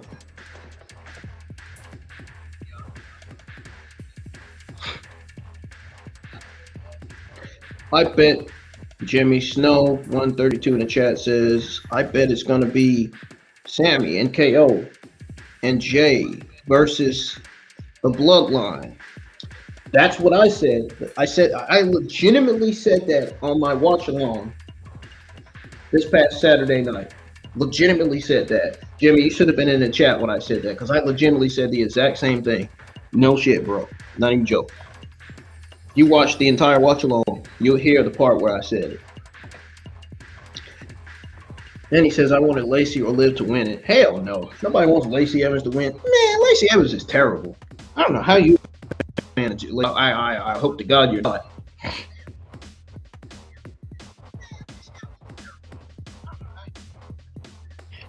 Like JD would say, Nikki trash. Yeah, he says it a lot, man. Yeah, he's one of my many inspirations, man. My only favorite podcaster.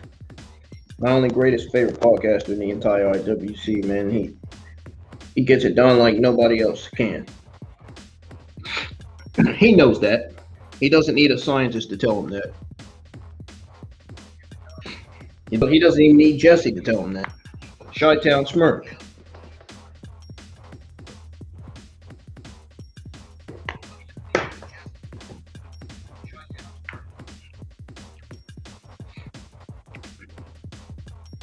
Let's see. Patrick Wells says Nikki Cross is funny. I don't know about that. And then the last comment of the evening in the chat. DEVI says H, or should I say ACHE, got no people to beat except Judgment Day. I'm assuming you're talking about Alpha Academy. I don't know. I don't know what he's talking about. Brock used his creativity power and snatch Bobby Lashley every time. Yeah, but let's talk about the fact that Bobby Lashley speared Brock Lesnar in the ring during that Royal Rumble and eliminated him. That was one of Bobby Lashley's biggest eliminations of his career.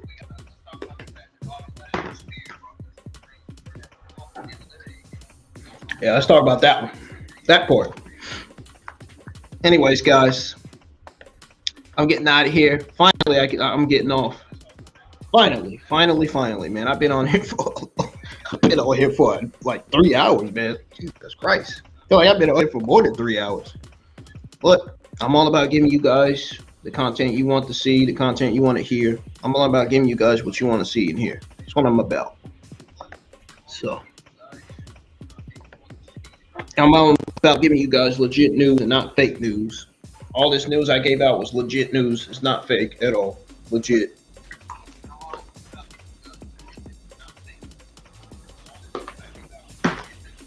I don't know what I'm doing today, guys. I might be streaming. On the PS4 live on YouTube today before work. I don't know. We'll see. But I think after this, I'm going to be posting my YouTube schedule for this week. My Monday Night Raw review will be live this Tuesday afternoon. It might be either it's going to be live Tuesday afternoon or Tuesday morning. I might schedule it for Tuesday morning. That way I can have time to chill and get to work early, so I don't have to darn be late.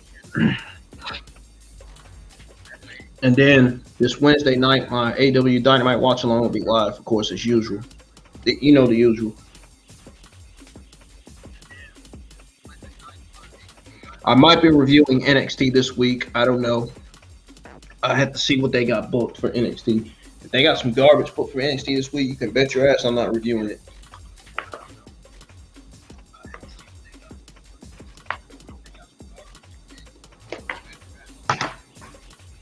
I like how female professional wrestlers get people to watch their show, yet some of their shows don't deliver.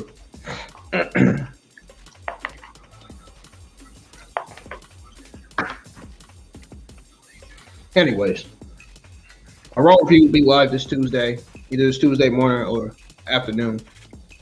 AW Dynamite watch along will be live this Wednesday night.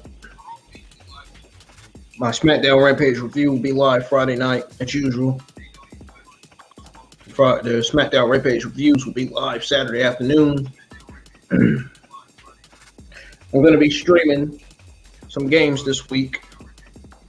I got some special games that I'm going to be streaming that I want you guys to watch and see. That includes Mortal Kombat Mobile. I am going to be streaming Dragon Ball Legends again.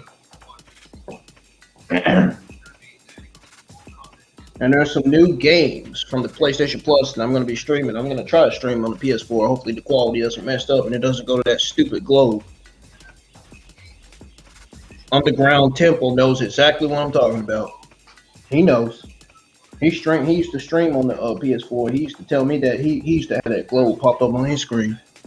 He knows what I'm talking about. He streams today. He streams wrestling games on his channel.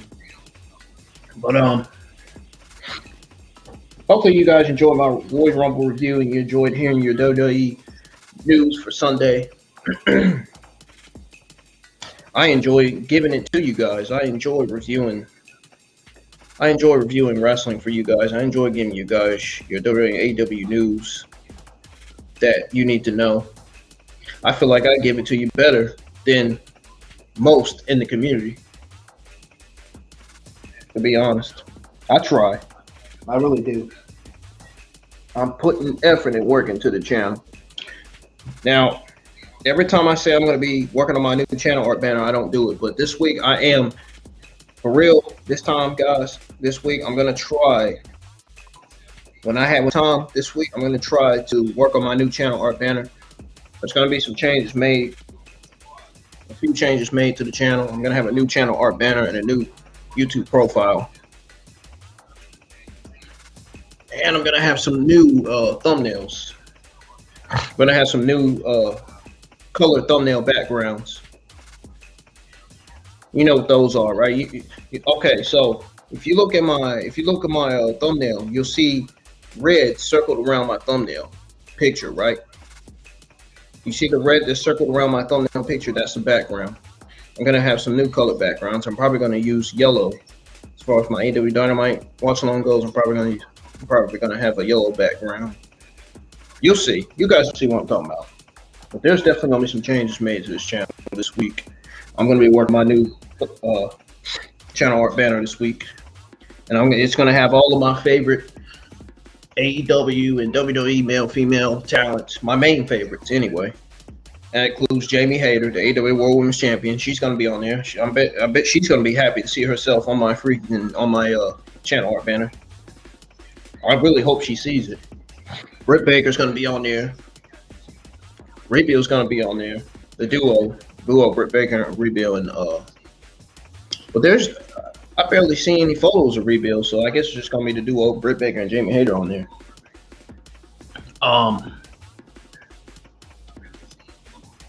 Head of the table, Roman Reigns is gonna be on there. I don't care. He's gonna stay on there. I liked Roman Reigns as the WWE Undisputed Universal Championship. My favorite Roman Reigns is both babyface and heel Roman Reigns. I'm going to have Roman Reigns on my channel art banner. And I'm going to have some Dragon Ball Super characters on my channel art banner. To those of you that are Dragon Ball fans, I'm pretty sure I have some Dragon Ball subscribers that are subscribed to my channel.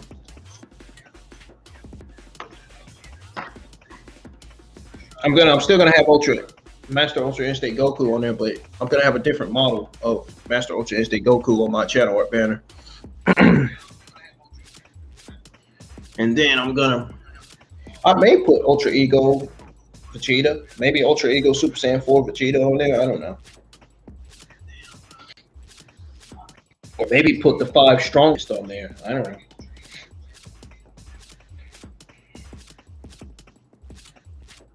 You guys will see what my channel art banner will look like. You guys are in for a surprise as to what my channel art banner and my YouTube profile is going to look like going forward this year, this season. I'm going to end up changing my channel next season. My channel art banner next season, not channel, but channel art banner. I'm be streaming a lot of games this week. I'm going to be live for my wrestling reviews and watch-alongs as usual. But you guys will see the schedule when I post it. So, thank you guys for joining me for my Royal Rumble review. And thank you so much for being here and allowing me to give you guys your WWE Sunday news. I hope to see you guys here for my Monday Night Raw review this Tuesday afternoon. And I may be streaming a game today. I don't know. I may not. I may be going to work early today. I may not get time to do that. But you'll see what I have planned. You'll see what I have planned on the schedule for this week.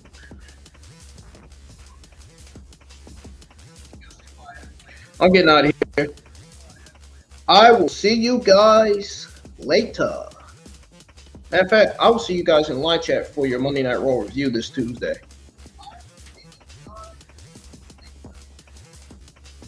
I may see you live Monday. Not sure, but if I don't If I don't stream anything today, then I will see you guys in the live chat for your Monday Night Raw review. I'm out of here. Peace. Robin Dace, you came pretty late, man. I'm already leaving. But Raven Dace, if you're new, you can subscribe. My Monday Night Raw review will be live Tuesday. I hope to see you there. Every week there. Thank you to everybody who commented in the live chat, who made it here. And I will see you guys for your Monday Night Raw review. I'll see you guys later, man. Peace. And have y'all selves a great, blessed Monday. I'm out of here.